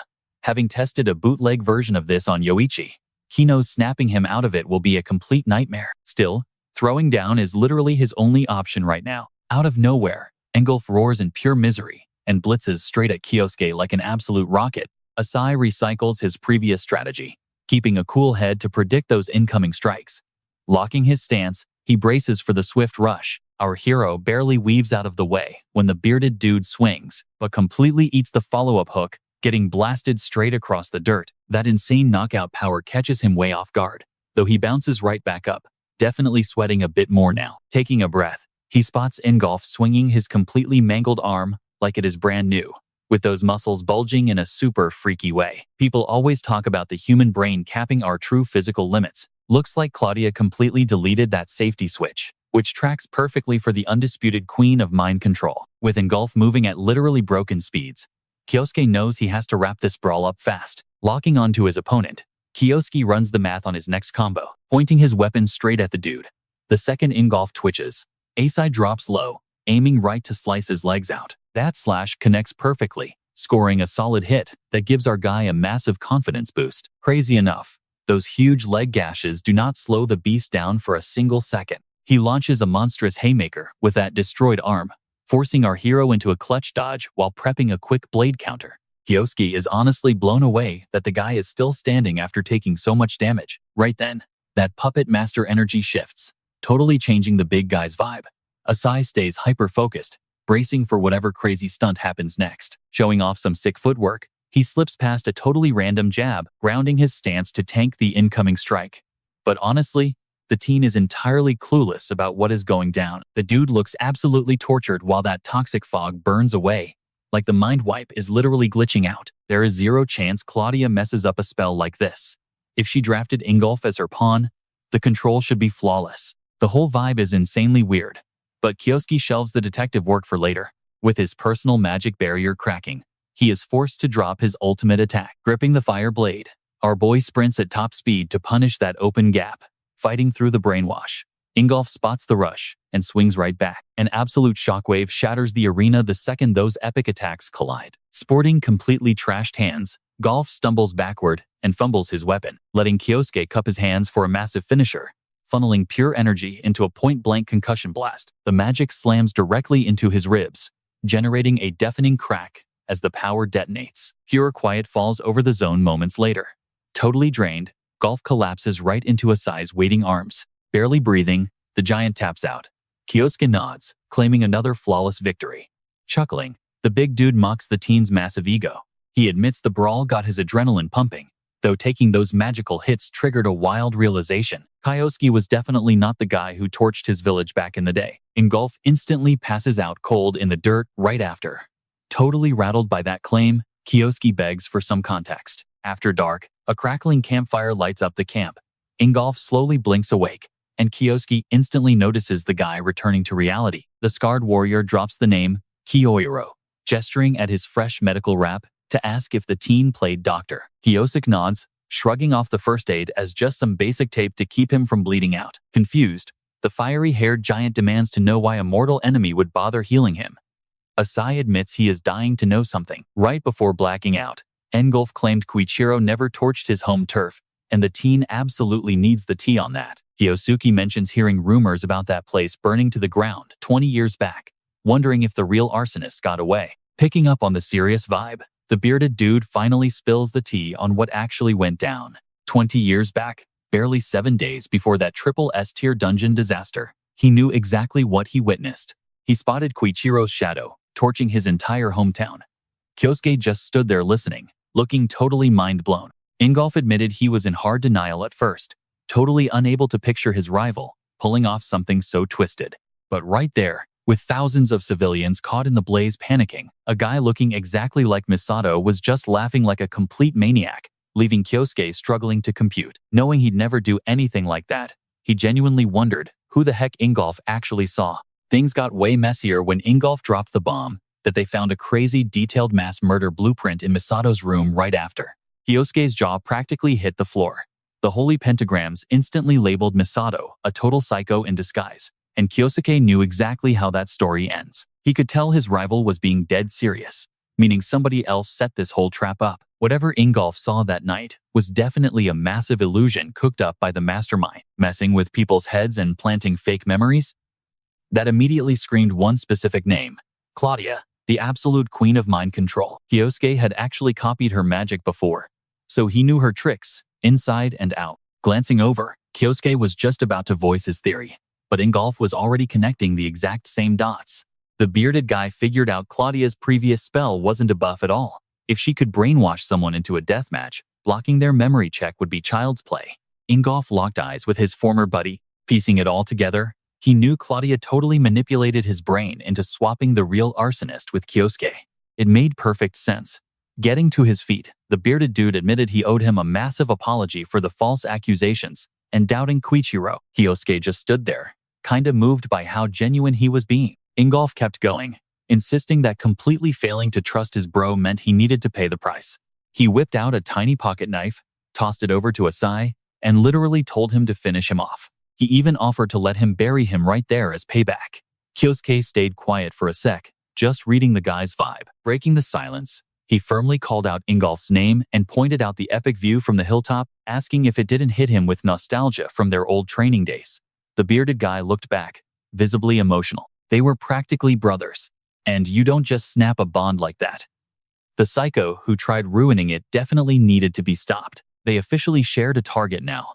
Kioske held his hand out, inviting Ingolf to tag along for the payback tour. The move definitely caught him off guard, but holding on to toxic drama was never Kioske's thing anyway. Flashing a warm smile, the redhead totally agreed with every word his old pal dropped. They locked hands, and for a split second, 20 years of bad blood vanished, bringing back their classic dynamic, though the mission was far from over. A bit later, with the fire dead and just embers smoking, they locked in their next destination, the Mediterranean. Rumor had it Claudia straight up built a cult city out there, which was definitely her main headquarters. Ingolf tried to pitch a strategy, but Kyosuke immediately shut him down. He pointed out that Claudia probably assumes one of them didn't survive that fight, giving them a massive stealth advantage, since she thinks half the threat is gone. Time for a harsh reality check. Asai could pull off way more sneaky stuff if their enemy genuinely believed he was 6 feet under. So, the smartest play was for Ingolf to just keep acting like a normal holy pentagram. With Nathaniel moving in the shadows too, Kyosuke made it clear he was totally banking on his bro's tactical genius. Ingolf gave him a rock-solid promise that he had his back. Out of nowhere, something distracted Kioske, making him glance upwards. It had been a wild ride, but the game plan was set. He was about to make Claudia pay heavily for all her manipulative garbage. Hitting the shoreline, a lone seagull cruised over the gorgeous ocean waves. Our guy chilled against the boat's railing, scaring the bird off, while deep in thought about that whole German wild goose chase. Mateo's super depressing goodbye and the crazy plot twist with Ingolf were basically living rent-free in his head. He literally never guessed things would wrap up this nicely, but he couldn't afford to get emotional. The journey was dragging him straight to the Mediterranean islands next. Their target? That creepy remote island where Claudia corralled her mega fans to build a private utopia. It felt almost too easy. But that was hands down the most logical place she'd be hiding, since the place was crawling with cultists. Faking his way in as a loyal follower was the ultimate strat. Time to bust out that void magic. Asai threw on a quick cloaking hex.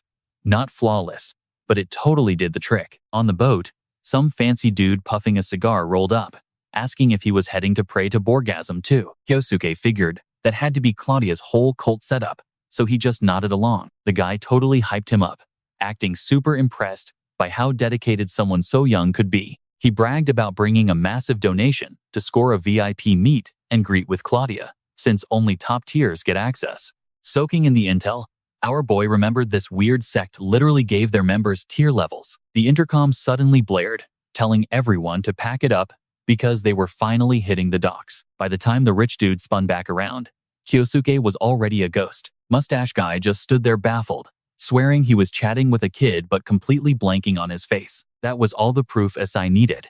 Time to finally collect on that 20-year grudge against Claudia. The skyline was packed with rusty, raw brick architecture. Taking in the crazy view, Kyosuke literally lost his words, totally blending in with the crowd of tourists, snapping pics. Dead center sat this absolute unit of a tower, piercing the clouds so high you could not even spot the top. Way chunkier than your average high-rise.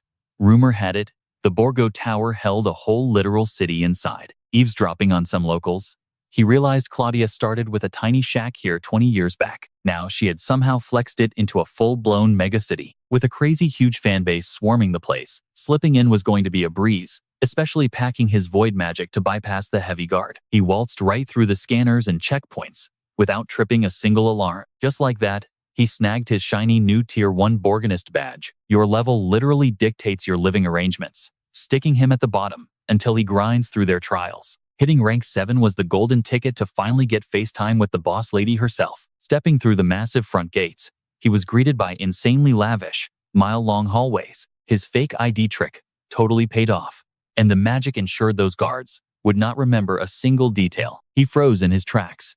Peeking out the glass, he crossed a massive sky bridge staring down at the cultist paradise. The whole block was totally decked out with insane, larger-than-life statues. Mind-blowing how this much space fit indoors. Cutting through an alleyway, a sudden commotion instantly grabbed his focus. A squad of bouncers were totally walling some dude off. It was the stash guy from the boat, looking absolutely pissed while security blocked his level 1 pass. The guy was having none of it and practically body-checked the guard, screaming about needing to see Claudia right now. But mid-sprint, a freak lightning bolt snared his ankles and totally zapped him. The dude hit the floor completely knocked out cold. The guards just shrugged it off, proving to Kyosuke that trying to punch his way through this fortress was a no-go. Claudia was definitely chilling way up in the penthouse, meaning he had to play their little games and level up. Our boy locked in, ready to grind from the absolute bottom of the food chain. Meanwhile, high up in one of the glitzy spires, some lackey handed Father Samoa the fresh roster of newbies to set up the daily gauntlet. The priest sighed hard, complaining about having to babysit and test another batch of clueless sheep. Chilling on a bench, our guy was practically laughing at how stupid easy it was to break in. Now he just had to clear their vibe check to rank up. Out of nowhere, a literal messenger pigeon dropped in. The note ordered all fresh meat to hit up the North Mansion on level 1. Smirking, He knew the game was officially on.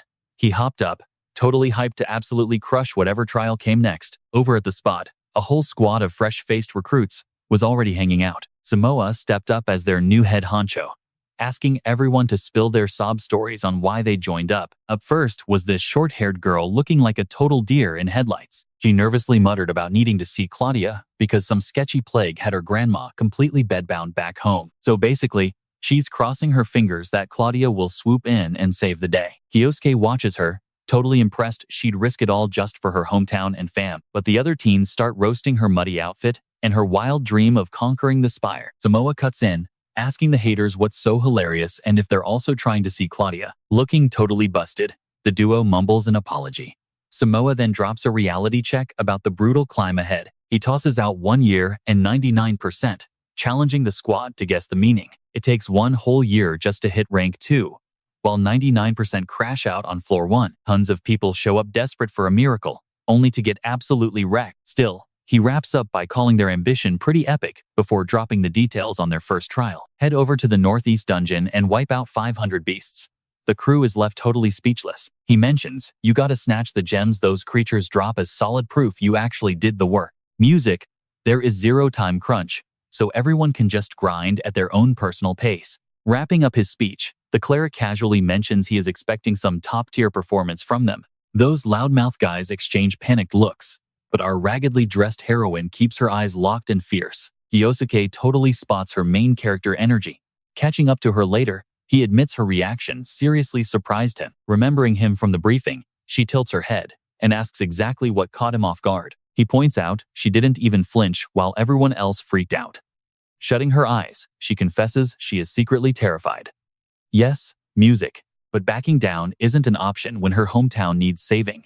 Flashing a grin, she asks if he is shooting for the stars too. Kioske gets a major vibe that she's totally unique, though dissecting her whole deal right now feels pointless. Darkness finally blankets the massive spire. Across town, that mustache dude practically hugs the counter, thanking Samoa, hyped to flex his brand new rank 2 pendant.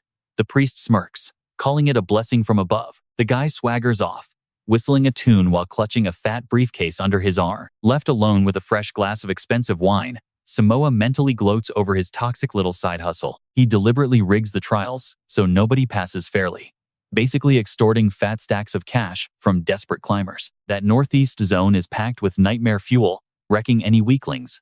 Broke kids can just choke on their shattered dreams forever. Dwelling on his twisted scam sends the cleric into an absolute fit of unhinged, evil cackling. Meanwhile, our boy scales a rooftop for the vibes and completely eavesdrops on the psycho giggling below. It is straight-up comic book villain behavior.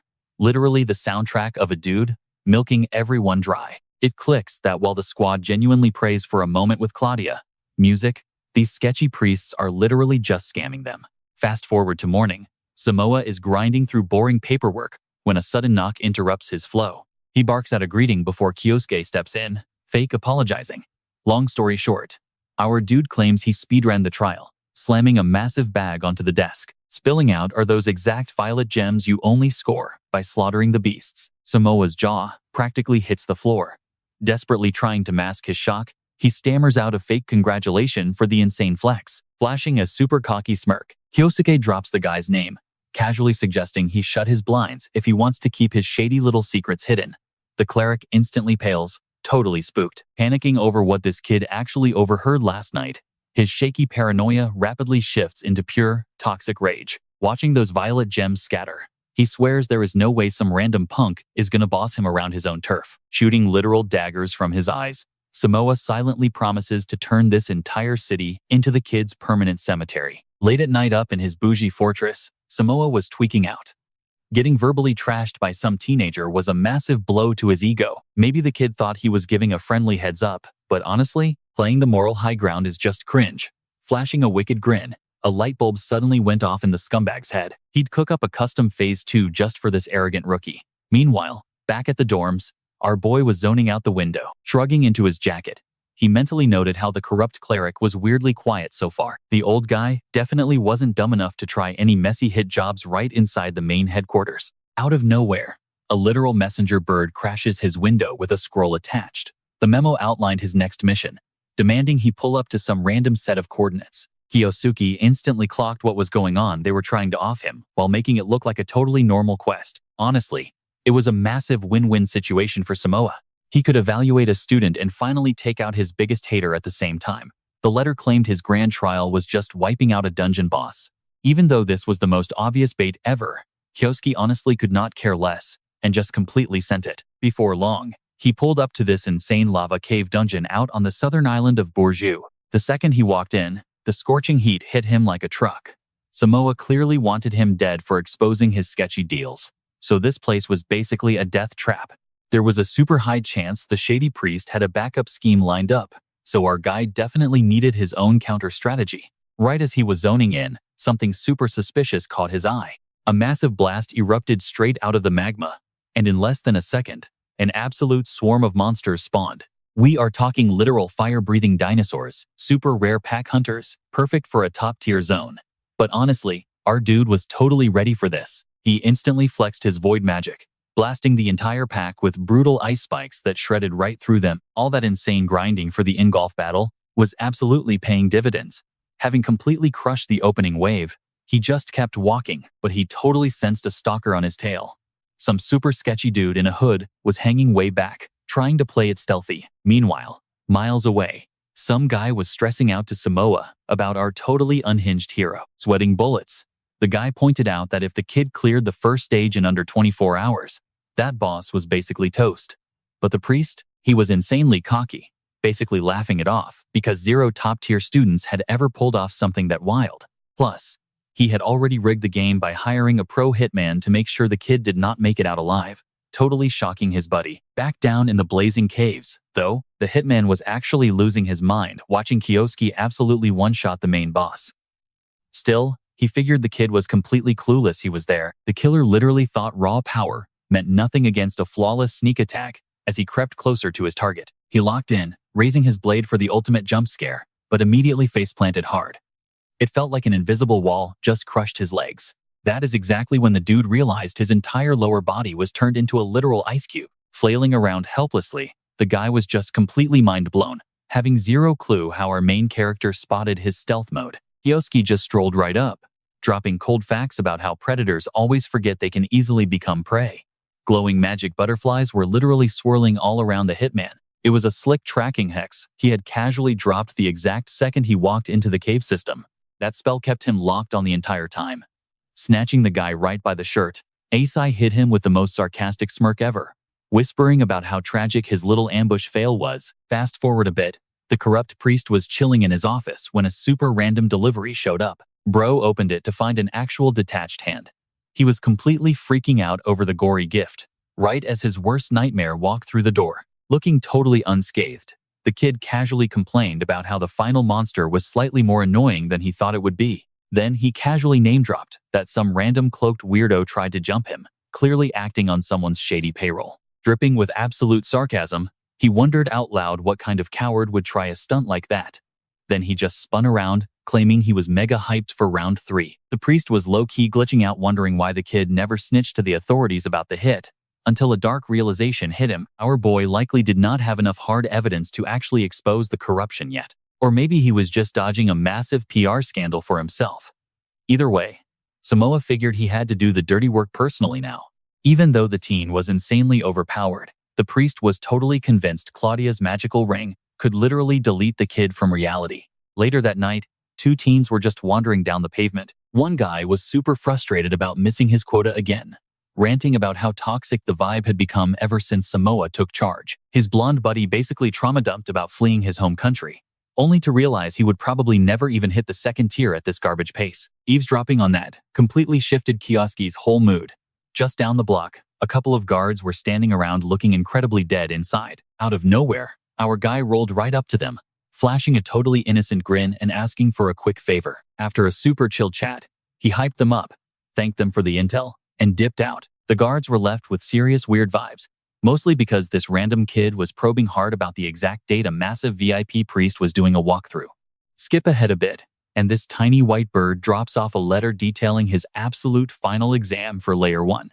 Smirking to himself, Kioske knew that booking the trial on that exact calendar date was basically screaming how desperate the corrupt boss truly was. Stepping outside, he casually sparked his void energy, spawning a whole flock of illusion birds that totally jump-scared the locals as they blasted into the sky.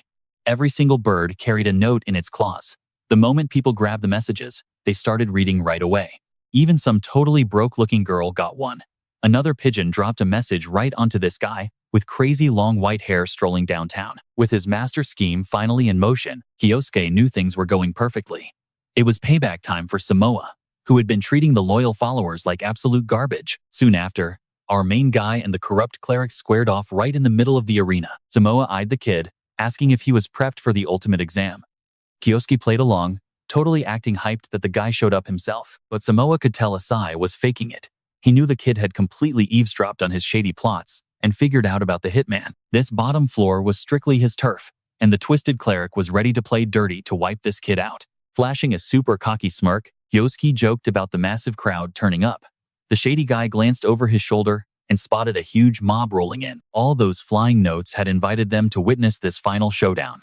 Within minutes, the whole stadium was absolutely jam-packed with spectators, totally stunned. Music. Samoa scanned the stands, suddenly realizing this annoying teen had actually gathered the whole audience. Just as he wondered what the catch was, our guy yelled at the top of his lungs, exposing all the dark secrets of the corrupt cleric. He put the dude on full blast for rigging exams and only passing rich snobs who handed over fat stacks of cash, plus hiring a literal hitman to silence him. The audience lost their minds in disbelief, while the exposed official basically fumed. Backed into a corner, he just inhaled deeply and desperately tried to play it off as some massive prank. Deep down, though, the guy was terrified the kid had legit receipts. Music. So, he kicked off the trial instantly, figuring dead teens tell no tales. He instantly spawned a pack of nightmare beasts to rush Kioske, low-key flexing his insane magic skills for the crowd. Staring him down with pure crazy in his eyes, the villain bragged that surviving this would earn the kid a promotion. Honestly, though, he was dead certain this attack would totally wreck him. Not backing down at all, our guy sparked up his dark energy, instantly freezing every single beast in its tracks, leaving the corrupt boss absolutely shook. Grinning like crazy, Kioske basically hit him with an oops, joking that nobody said beating the summons was against the rules. The entire audience went absolutely feral, and even that broke girl from earlier was completely blown away. Furious, the villain squeezed his hands tight, fuming over the kid's mega ego. He wasn't about to let some nobody ruin his perfect setup. Next, he whipped out this sketchy ring and slid it on, totally convinced it would give him an insane power buff. Kioske totally caught him equipping the shiny cheat code. Throwing his arm up, the boss dared the kid to step up and taste his ultimate strength. The accessory started glowing with this creepy red aura. Then, hilariously, absolutely zero happened. The stadium went dead quiet. Everyone was super confused until people started laughing, roasting the guy by saying doing zero damage must be his ultimate move. Hands literally shaking, the exposed dude started panicking since that jewelry was supposed to make him completely overpowered. Out of nowhere, someone chimed in, saying the artifact basically rejects toxic people. That essentially confirmed all the kid's brutal callouts were totally legit. Kioske's face lit up when he spotted the VIP crashing the party. Even the villain was completely paralyzed, seeing the white-haired guy step up. It turned out to be Lord Egido Norman, a top-tier boss from floor number 5. The new arrival roasted him on the spot, saying that getting rejected by a holy relic means you are hiding some incredibly shady secrets. Looking sick to his stomach, the scammer was completely cornered. Egido just gave him this savage glare, making the fake cleric literally shake in his boots. Kioske just watched the drama unfold, pretty shocked that such an elite boss, music, actually showed up, but figured this plot twist would be wildly entertaining. The snowy-haired dude mentioned getting a super weird drop when he hit the first floor. Freaking out, the scammer stammered, asking what the note said. Egido dropped the bomb. The letter promised a live unmasking of the local scammer, inviting everyone to the arena for the massive drama. Hearing that, the villain literally looked like he had seen a ghost. The high-tier boss announced that this arrogant, greedy fraud was about to catch some serious karma according to their strict laws. The scammer finally clicked that the kid played dumb the whole time just to wreck him publicly. Still, he desperately hoped there were zero actual receipts, so, he figured, pleading the fifth was his absolute best shot at surviving this mess. Gulping loudly, the cornered dude shot his shot, sounding totally pathetic. He tried to play the victim, claiming the whole scandal was just a huge misunderstanding. The guy claimed to be Claudia's ultimate fanboy, swearing up and down that he would never pull anything shady. Egido wasn't buying it. He fired back, asking why the magic band totally failed if he was so innocent. Turns out, that little piece of jewelry doesn't just boost your hidden stats based on loyalty. It has a secret feature. Whenever some creep tries to use it for bad vibes, it instantly alerts the big bosses upstairs. The whole crowd practically choked on their own breath. While Kioske figured out the item was basically a built-in lie detector, flashing a chillingly polite grin, Ajito asked for an explanation. The corner guy panicked, desperately pleading his case. Sighing like a tired dad, Ajito dropped the nice guy act and commanded him to spill the actual facts with a deadly glare. That sudden switch from friendly to terrifying absolutely wrecked the corrupt dude's nerves. The boss pointed out how he had rudely cut the kid off earlier to rush the exam, which was super sketchy from the start. Stuttering uncontrollably, the guy was out of excuses. Ajito coldly announced his days of dragging the religion's name through the mud were over. Completely frozen, the shady fraudster could only stand there looking like a deer in headlights. Getting uncomfortably close, the superior whispered that he could literally torture the truth out of him, daring him to test his luck. Utterly terrified, the dude just kept his mouth shut before finally squeezing his eyes tight in defeat. Knowing the gig was totally up, he admitted to setting up fake exams to scam desperate believers out of their cash. The entire arena went wild over the massive scandal, while Asai just stood there casually with his hands in his pockets. Security was immediately called in to take out the trash, dragging the kicking and screaming loser out of the ring. Flipping his long hair back, the boss faced the bleachers and announced it was time for some heavy damage control. Yelling so the back row could hear, he apologized intensely for the insane level of corruption they all just witnessed. But to keep the church from getting totally canceled over this mess, he bribed the whole crowd by bumping them up to rank 2. The audience absolutely lost their minds, cheering and throwing a massive party right then and there. He then told the crowd to give it up for Kyo, since the kid was the real MVP for exposing the rat. Massive cheers rained down on Asai as the boss promised him a sweet payout later before dramatically exiting stage left. To our hero, though, this higher-up felt like a way more dangerous con artist than the scrub they just busted. Hidden in the crazy mob, a casually dressed girl watched everything unfold, making a mental note to owe the kid one. Fast forward a couple of hours, and the boss is wrapping up paperwork, hyping up how one rookie saved the day. He noted that if this drama had dragged on, the entire organization would have faced a massive public relations nightmare. Somewhere else entirely, a sketchy group was gossiping about how the whole scamming situation was a total disaster. They did agree, though, that the kid who snitched played it perfectly and was totally prime material. The boss smirked, saying he was already cooking up a crazy offer for him.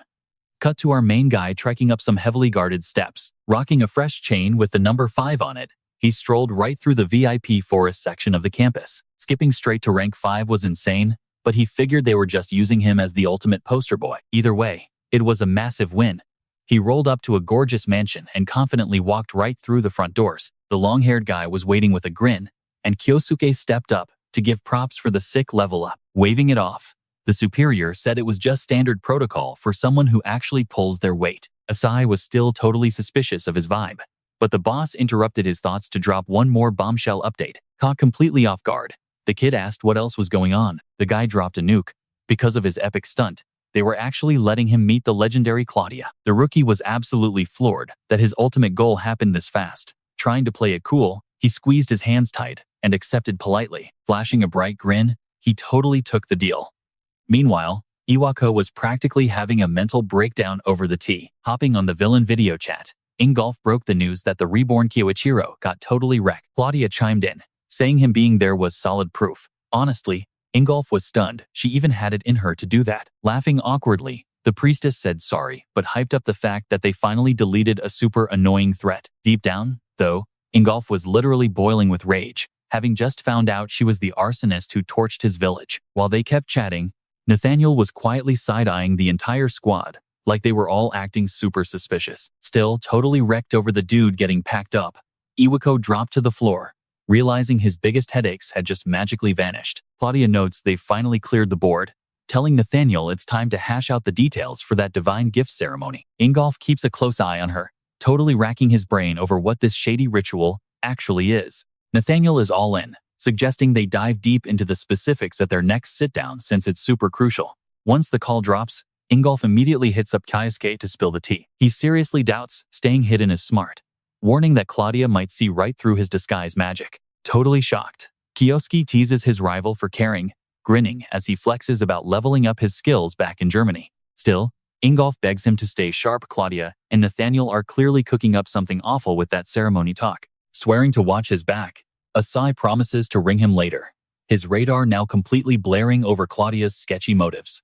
Over on the flip side, Kioske finally makes it all the way up to the 7th floor's ultimate temple at the Tower of the Faithful. With Agito giving him a 3-day window before the big meeting with Claudia, he's got to hustle and prove his theories right. Before long, catching a familiar vibe, he jokes about her saving him a manhunt. Yup, Shirato Yuki is lurking right behind a pillar, whispering that he's practically a walking neon sign. She drags him along as they climb up to a super secluded high tower. Skipping the small talk, Kioske dives right into the heavy stuff, demanding to know if she helped Claudia brainwash Ingolf. Shirato's face totally drops, prompting him to lay out his whole theory. The mind control on Ingolf was sloppy, and a perfectionist like Claudia wouldn't mess that up. That left Shirato as the only possible saboteur, which blew his mind, since she was supposed to be Team Claudia. Opening up, the girl admits she just can't bear watching Kyoichiro lose his life a second time. Her eyes pool with this intense heartbreak, hooking Asai completely. Then she rolls up her sleeve, revealing a blazing, flame-like tattoo that leaves him stunned. That glowing brand instantly triggers a super fuzzy memory for him. 20 years back, monsters jumped this little kid, forcing her to unlock a crazy power she totally couldn't handle, sending her on a massive rampage. In a wild twist of fate, they shared the exact same time magic, but unleashing that much raw juice absolutely wrecked her tiny, fragile frame. To stop her from literally exploding, Kyoichiro stepped up and sucked all that chaotic energy into his own body. Cradling her, he noticed she'd barely made it out alive, permanently scarred with a bright red mark. Mind-blown, Shirato was that very same kid.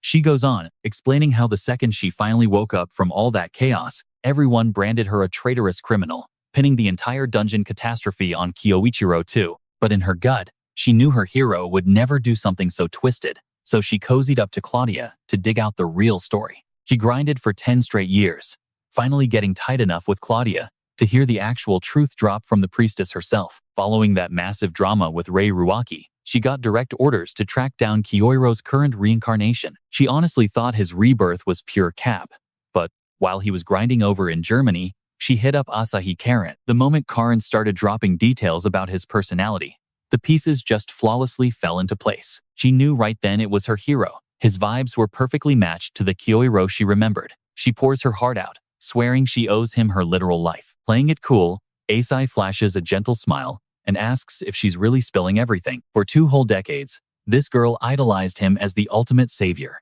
Because of that absolute trust, she decides to drop the biggest bombshell. She actually witnessed the darkest, most twisted timeline, and he's the only player who can rewrite it. Pressing her hand to her chest, she begs for his firepower, so they can team up and stop Claudia's apocalyptic ceremony from nuking the globe. Wait, did she actually peek into the future? Kioske asks, completely thrown off. It totally clicks for him as he stares in shock. She confesses she literally time-traveled from a future where Claudia reigns supreme. If they let things keep rolling down this path, the whole world is basically doomed. Breaking a sweat, he repeats her chilling words about a reality ruled by Claudia, knowing he has to step up. In that dark timeline, Asai straight up dies, leaving Shirato utterly shattered and alone. But right as her hero bites the dust, he pulls a crazy move, dumping his void magic into her to trigger a time leap so she can fix this nightmare. Armed with that second chance, she's dead set on stopping that absolute disaster from ever playing out again. Asai quickly pieces it together, asking if Claudia's sketchy ceremony is the trigger for all this mayhem. She nods, explaining that Claudia spawns these insane calamity beasts that just mercilessly wipe out thousands of lives. Utterly floored. Music. Kioske's jaw practically drops hearing that name. 2 decades ago, there was this literally unkillable monster roaming around. They ended up having to lock the thing deep underground. That exact nightmare was a calamity beast. By getting these insanely overpowered creatures on her side, Claudia totally overhauled how the whole world works. She wiped out literally anyone who stood against her, keeping only her super loyal fan club around. Our boy finally gets what this blonde lady is scheming, even though she was supposed to be the ultimate good guy. He flat out asks if she's officially dropping the whole saintly act. Shirato nods, and right then, something super random catches our guy's eye. A mysterious figure drops down from the bell tower, pulling off their disguise while locking eyes with Kioske. It is that same casually dressed girl from before. Shirato jumps in, explaining she recruited Isha to handle all the intel gathering around the tower. Up to this point, everyone thought the girl was just out to rescue her family and save her hometown. Total plot twist though, that was a complete lie. Claudia actually slaughtered her entire family and village. This massive tower? It is sitting right where Isha's home used to be, turned into a creepy headquarters for her cult. Because of this insane betrayal, the poor girl lost absolutely everyone she cared about. There is zero chance she is ever forgiving that monster. If they do not stop Claudia now, we are looking at another massive disaster. That chick genuinely could not care less about the massive body count she is causing, so they desperately need Kioske on the squad to take this villain down. The battle lines are officially drawn. Kioske is fully on board with crashing Claudia's twisted party. Plus, he is feeling the exact same rage as Isha. He is definitely not letting Claudia off the hook either. The two girls just beam at their brand new teammate. He does have one major question though. If they take Claudia out, does that actually cancel the ritual? Shirato drops some bad news. Nope.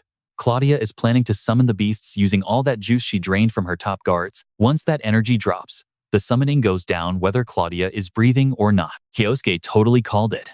If it was that simple, his future version would have won already. But there is a loophole.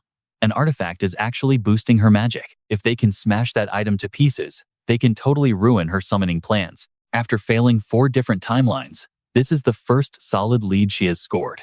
The item is locked at the very top of the cathedral, behind a crazy strong shield.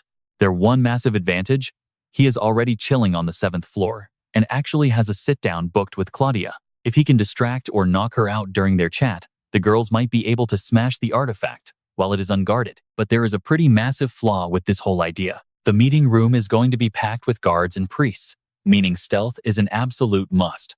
Plus, there is a major red flag. Shirato's time travel powers are glitching out, and she cannot jump back as far anymore. This latest loop barely got her back to right before they even crossed paths, meaning this is straight up their final shot to fix things.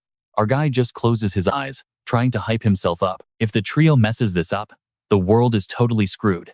But our protagonist is ready to risk it all to bring her down. He refuses to let her crazy script play out again. This is undeniably humanity's final lifeline. If they blow it, they are locking in the darkest timeline imaginable. That is exactly why our guy is going all in to ruin her scheme. Later that night, someone totally stealths their way into the foggy tower. The squad creeps down a super secret staircase, winding up right inside Shirato's hidden base. The room is completely plastered with crazy amounts of intel she hoarded across all her resets. Shirato kicks things off by spilling everything she saw during those 4 doomed runs. In Loop 1, she figured out Claudia's sick goal to summon those calamity beasts. That was also when Kioske originally gave her the time-looping powers. Loop 2 was all about trying to block Claudia's plan, but it was nowhere near that easy. She actually snuck up and landed a totally fatal hit, but it still ended in disaster. The crazy lady just kept coming. Her magic glitched out and spawned the monsters anyway, proving the ritual runs on autopilot even if she dies. On her 3rd try, she completely struck out looking for that magic booster item. Loop 4 let her actually find the thing, but she had literally zero clue how to break it. She wanted so badly to flip the script, but the universe was just not having it. After being forced to watch the world end on repeat, she gives her squad this super hopeful look.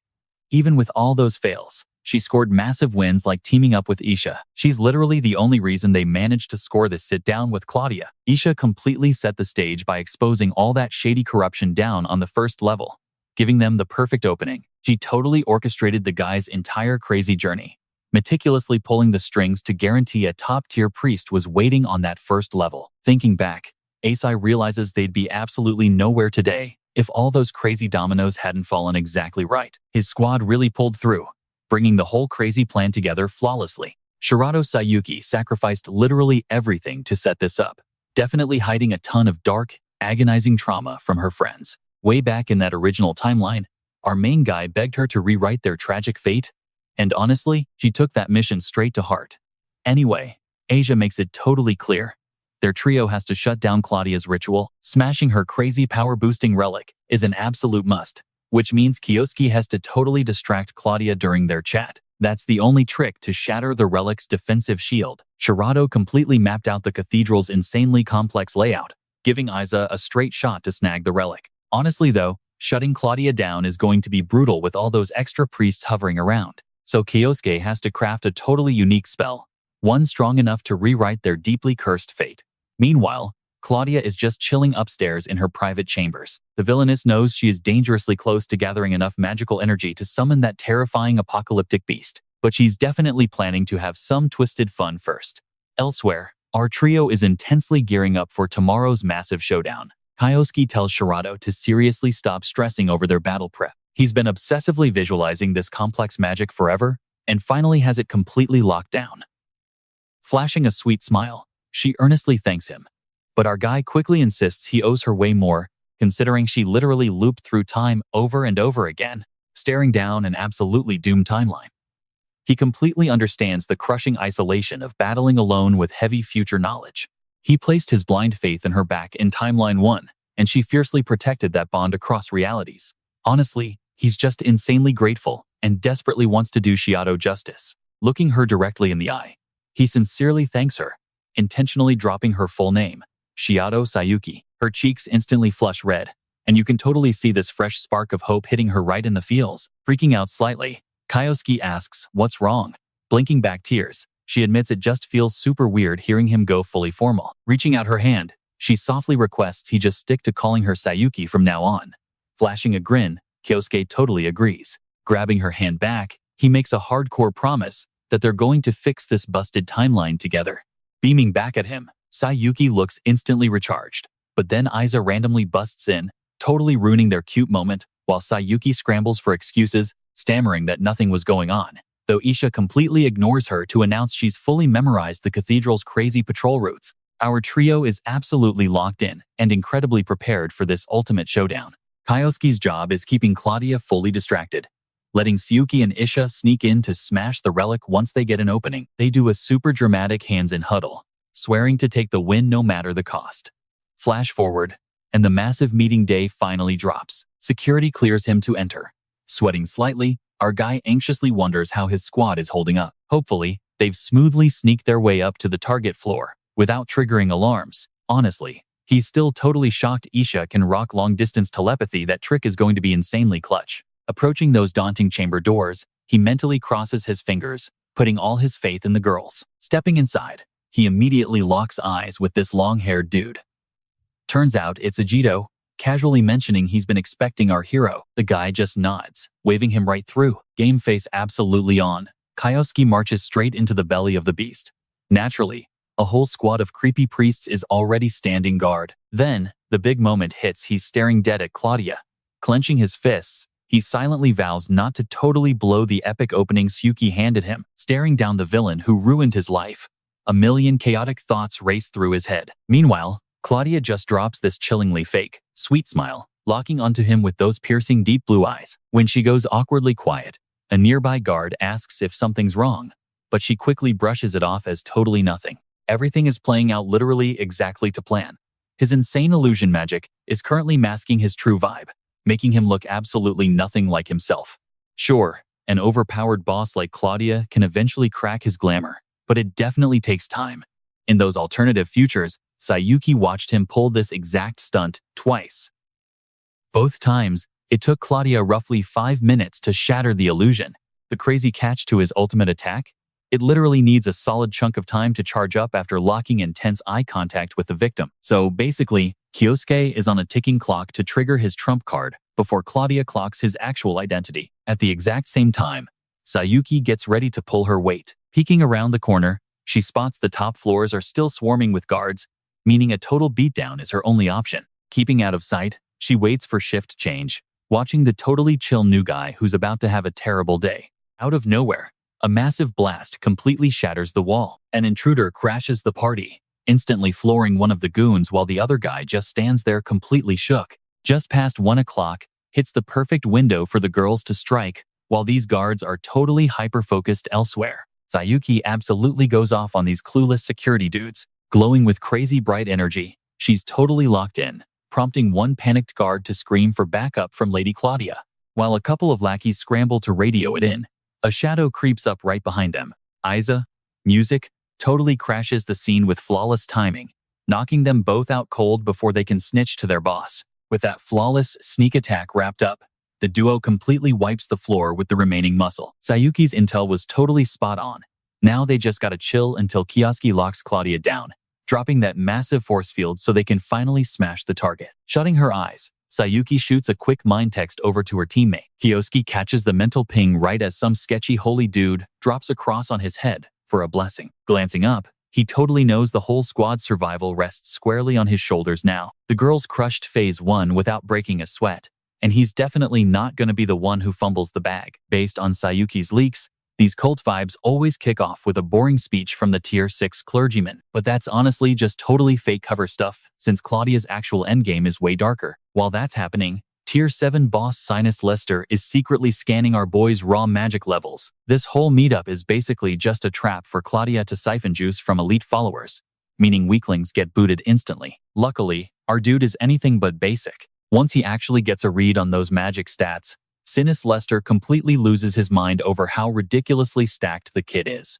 The priest immediately brain dials Claudia, stressing that they absolutely need to keep this VIP alive. That earns a super cocky smirk from our guy, officially checking off step 2 of their mastermind plot. Totally losing her chill, Claudia starts cracking up out of nowhere, completely creeping out her cult guys while bragging that her paranoid vibes finally make sense. Walking right up to our main guy, she drops the bombshell that Kyoichiro literally never died. Her minions are totally shook by the news, right as the hero's disguise magic starts glitching out way too early. Ripping off his cover, the villainess grabs his jaw and drops a super creepy line about finally seeing his true face. Flexing her magic radar, she totally calls out his exact illusion spell, based on his insane aura size alone. She's genuinely hyped about it since everyone assumed the kid got completely wrecked during the Ingolf fight. The blonde boss figures there's a way deeper conspiracy here, but she honestly doesn't care enough to dig into it. Wiping him out right now solves all her problems, causing Sayuki to absolutely panic as she realizes Kyoichiro is totally trapped. Our guy doesn't even sweat it though, knowing this super paranoid villain would totally make her henchmen do the dirty work. Right on cue, Claudia calls for the hit, while a totally unhinged cultist whips out a syringe to kick off their backup plan. One by one, he literally stabs his squad with super sketchy combat steroids, whipped up by Rei Luoxi. Against a crew of roided-out magic users, Kyoichiro should be dead meat, but he is totally not going down like that. Music. Flexing his own power, he blasts out this crazy crystal barrage that drops the entire squad, leaving Claudia looking completely foolish. The whole setup is playing out exactly how our boy scripted it. At last, music. He's primed for the big finisher, as a sick purple shockwave explodes outward, instantly flattening the leftover lackeys. Claudia just stands there totally shook by the ultimate flex, throwing her hands up as the magic literally rips them into a separate dimension. It's an absolute lockdown zone, where nobody can leech outside energy, basically trapping her like a helpless pet bird. Completely boxed in. Music. Claudia freaks out and demands to know what the heck his endgame is with this crazy barrier. Kyoichiro drops the mic, saying he's about to absolutely shatter her magic-boosting artifact, which is gonna permanently cancel those nightmare monsters from spawning, since throwing her in timeout instantly drops the loot security system. Hearing the kid perfectly leak her entire super-secret blueprint, Claudia completely loses it and starts looking utterly terrified. The girl claps back, pointing out that Kyoichiro is stuck in here too. How is he supposed to wreck the artifact while locked up? But the moment those words leave her mouth, the blonde's face completely drops. Smirking, Kyoichiro teases that she finally connected the dots. Totally furious, she balls up her fists and demands to know if he brought some backup. That would totally explain how he knew about the artifact and trusted his sidekick to handle the demolition. Dropping the act entirely, our main guy admits he is just trying to stop those disaster monsters from spawning. Kyoichiro yells out with absolute confidence that she is not going anywhere until that thing is smashed to pieces. Claudia starts thinking about that one assistant who always hovered around, constantly watching her every single move. That girl vanished days ago. Plus, the priestess worked so hard to guarantee either Ingolf or Kyoichiro ended up dead back then. Both guys surviving was literally impossible unless someone actively messed with her mind control magic. Everything clicks perfectly now. Sayuki is the one helping Kyoichiro behind the scenes. Honestly, Claudia feels super let down because she had massive hopes for this guy. Had his time abilities actually maxed out, he would have been the ultimate pawn. Now, he is just garbage to her. It literally feels like some random thief snatched up her prize right before payday. Channeling pure energy into her palm, the blonde summons a shiny golden blade, threatening to slice him up and break out. Just like Sayuki warned, Claudia was secretly draining energy from her strongest disciples during their meetups. Now, she wants to suck Kyoichiro dry of his power to bust out of there, completely ready to murder him just to escape. Claudia goes completely on the offensive, though Kyoichiro only really cares about keeping her locked inside. She throws a crazy flurry of slashes at our hero, but he casually weaves past every single one without blinking. Sayuki warned him that killing Claudia would not stop the monster spawn anyway. Kyoichiro smoothly slides right behind her back. He knows killing her is off the table entirely. His only mission is holding aggro until Suki and Isha wreck the core. Moving like an absolute pro dancer, he flawlessly matches her rhythm and steps around every deadly swing. Getting a bit cocky, the hero mocks her basic attacks for being way too slow. Out of nowhere, she spawns a crossbow. Fueled by pure magic and absolute rage, she starts blasting bolt after bolt straight at him. A stray shot barely misses Kyoichiro by a millimeter, forcing him into a clutch dodge as he studies the incoming ammo. These darts are literally soaked in mind control magic, exactly like the nasty trick she pulled on Ingolf earlier. Laughing like an absolute psycho, the blonde brags that one single hit will instantly be game over for him. Getting brainwashed sounds terrible, but our guy refuses to quit weaving. She is going to need better aim to actually nail him. Stopping for a second, the villainess mentions she has a fun little secret to share. She brags about having other elite goons besides Sayuki. Someone else is guarding the artifact, and he definitely knows how bad that is. Cut over to Isha, who points ahead and hypes up that they finally located the target. It is the energy-boosting artifact, looking like a giant messy machine. Sayuki knows they gotta smash that thing immediately, but suddenly, some guy blocks their path to the prize. Trespassers in this zone get wiped out on sight. Those are straight orders from Lady Claudia. As the official guard, Agido Norman refuses to let anyone break his precious machine. Glaring daggers at them, the dude demands to know why Claudia's supposedly loyal helper is suddenly playing for the enemy team. The girl just shrugs and refuses to explain herself. Exactly like her future visions showed, Norman is the real top dog here. If our heroines want to wreck the artifact, they gotta go straight through him to do it. At first, Agido acts super depressed about her backstabbing, but quickly flips to celebrating the whole thing instead. He thinks this proves who really belongs as Claudia's favorite. Smiling back, Sayuki roasts him and says she literally does not care. Still, Agido fires back that even with her totally gone, he has massive motivation. Growing up, his parents were insanely toxic, and Claudia was the angel who swooped in to rescue him. Isha tries hitting him with reality, saying the boss lady was just hoarding overpowered kids, not doing charity work. Norman ignores her, calling Claudia his absolute savior, who taught him that ultimate power is the only way to survive. From that day on, the guy pledged his life to her, craving that top spot right by her side. But the priestess played favorites with Sayuki just for having rare time magic. Honestly, that made her his biggest rival ever. Getting a free pass to finally eliminate her feels like pure destiny to him. Shook by his crazy logic, Isha drops the bomb that Claudia's entire vibe is literally world domination and bringing out those nightmare monsters. Wildly enough, Agido does not even care. He deadass thinks her twisted goals are the ultimate ticket to saving everyone. Sayuki tells Isha to stop wasting breath on him. Giving a death glare, she swears they are absolutely not letting this dude block their path. This guy is definitely no holy man. Running that division's 5th sector? Totally fake. Just a cover story. In reality, he is practically the main villain's #1 lackey. She specifically picked him to guard the artifact because his fighting skills are actually insane. Honestly, before looping back, he literally murdered her in past lives. He worships his boss like a deity and lives purely to execute her orders. So naturally, he is out for blood to finish the job, forcing our duo into total defense mode. Packing major trauma from that psycho blonde, Isha refuses to take a loss against her obsessed fanboy. The priest is genuinely shocked, discovering she survived her hometown getting wiped out 10 years back. Glaring daggers, she snaps at him for acting stunned and aggressively rejects any fake sympathy he might offer, but the dude brutally shuts her down, saying she ought to feel incredibly blessed to have survived all that trauma. That completely unhinged take leaves both of them absolutely stunned. He argues his deity can never do wrong, period. Destroying her entire neighborhood?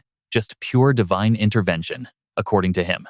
And witnessing that holy destruction firsthand, he calls it an absolute privilege. Shaking with pure rage, she screams at him to close his mouth. Whipping out her blade while crying, she vows to make him pay for disrespecting her terrible history. Pulling his own weapon, the cultist just shrugs it off as differing opinions, claiming he is merely spreading the gospel. Echoing his leader, he insists this universe desperately requires a massive cleanse. Aiming his blade at Sayuki, she fires back that he is totally brainwashed and guarantees they are definitely winning this fight, taunting them to bring it on.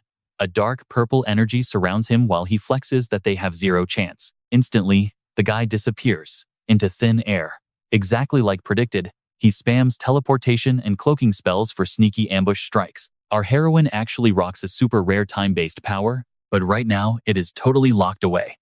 Basically, defending against this incoming hit seems impossible. He rushes in aggressively, targeting her directly.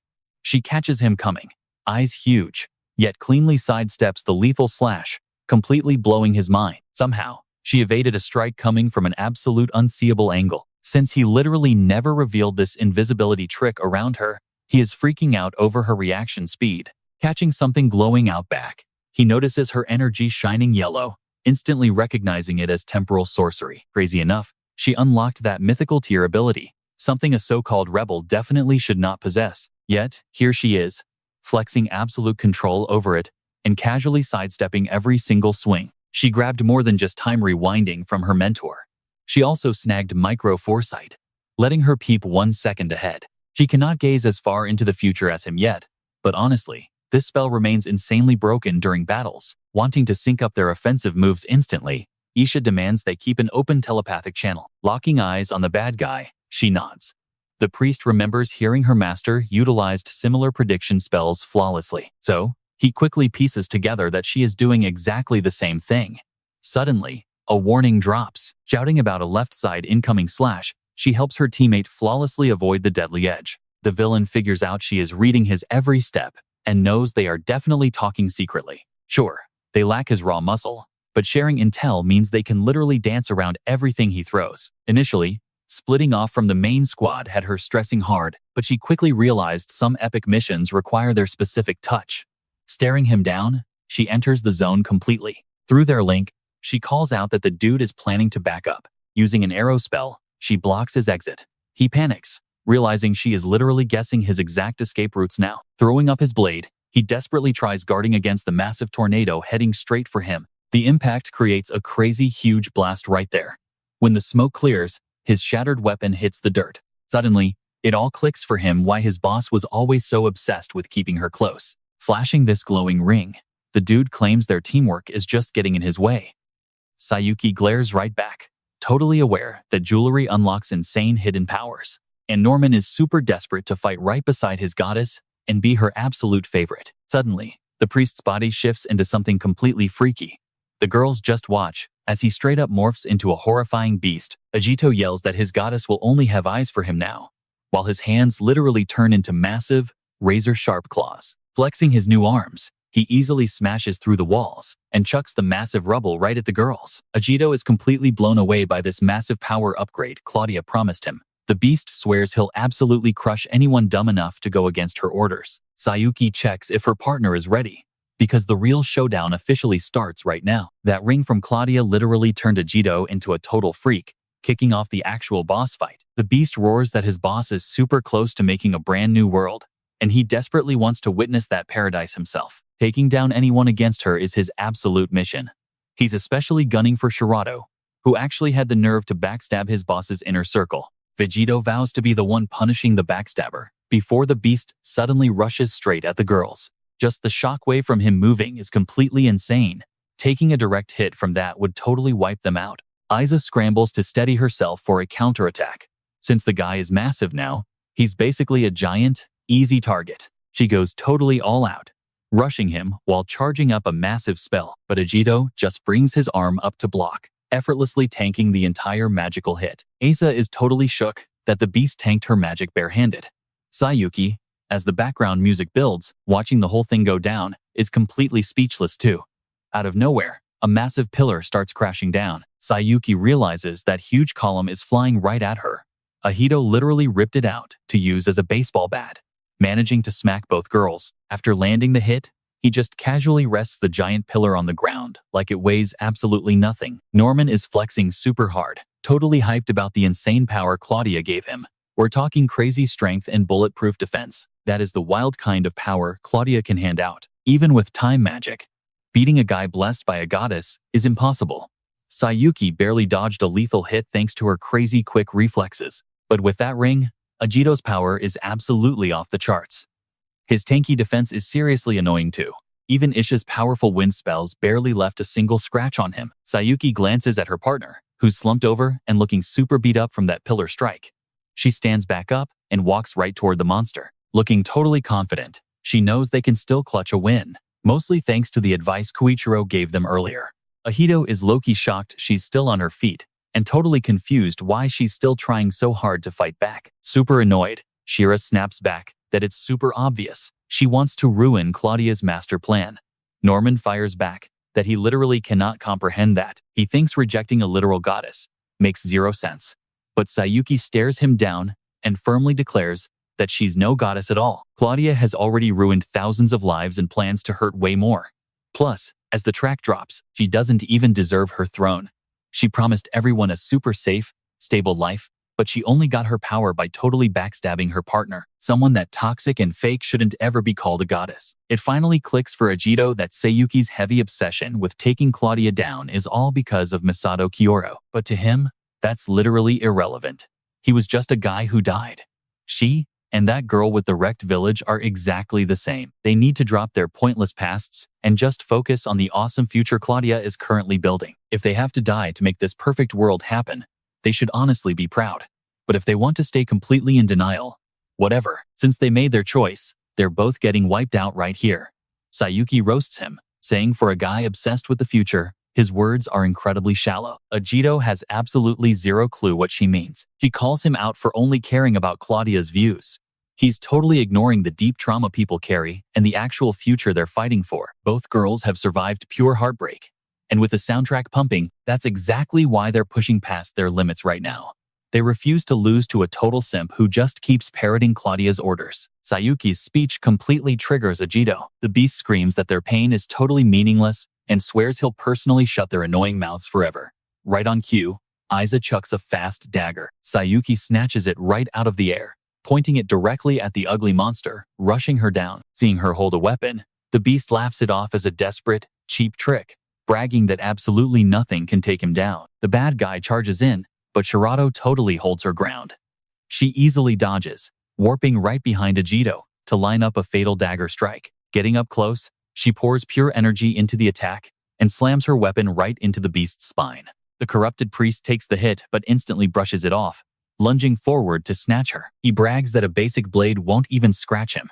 But mid-lunge, the freak realizes something is totally off just as Sayuki touches down gracefully. Norman's gross body literally starts glitching back to his normal human self. Turns out, her strike was secretly loaded with time-reversing magic. They call this crazy spell inverted fate. It literally messes with reality, rewinding the victim's timeline. Basically, Agito got blasted straight back to the exact second before he ever wore that ring. The dude looks absolutely furious, immediately trying to vanish into thin air with his stealth mirage trick. But glowing green energy is already locking onto his skull. Isha's wind spell hits him instantly, making the creep realize he just walked into a massive trap. Isha rushes the guy, since his practically invincible armor is totally gone now. Like they swore earlier, there is no way they are losing to trash like him. Wrecked by their brutal combo attack, the villain completely eats dirt. Looking at his beaten, knocked out body, Sayuki points out that the fake holy man was only ever obsessed with Claudia. A total scumbag like him has zero right lecturing anyone about history or destiny. Over at Kyoichiro's gateway, Claudia gets hit by a massive vibe shift. Cue the dramatic music, because she immediately recognizes that terrible sinking feeling. Sayuki and Aisha actually pulled off their crazy mission. That sketchy magic-boosting relic is totally history. Now our main character can finally go all out, with zero limits. Drop a comment below and rate this epic chapter from 0 to 10. Honestly, I am not even sure how I would rank this magical arc myself.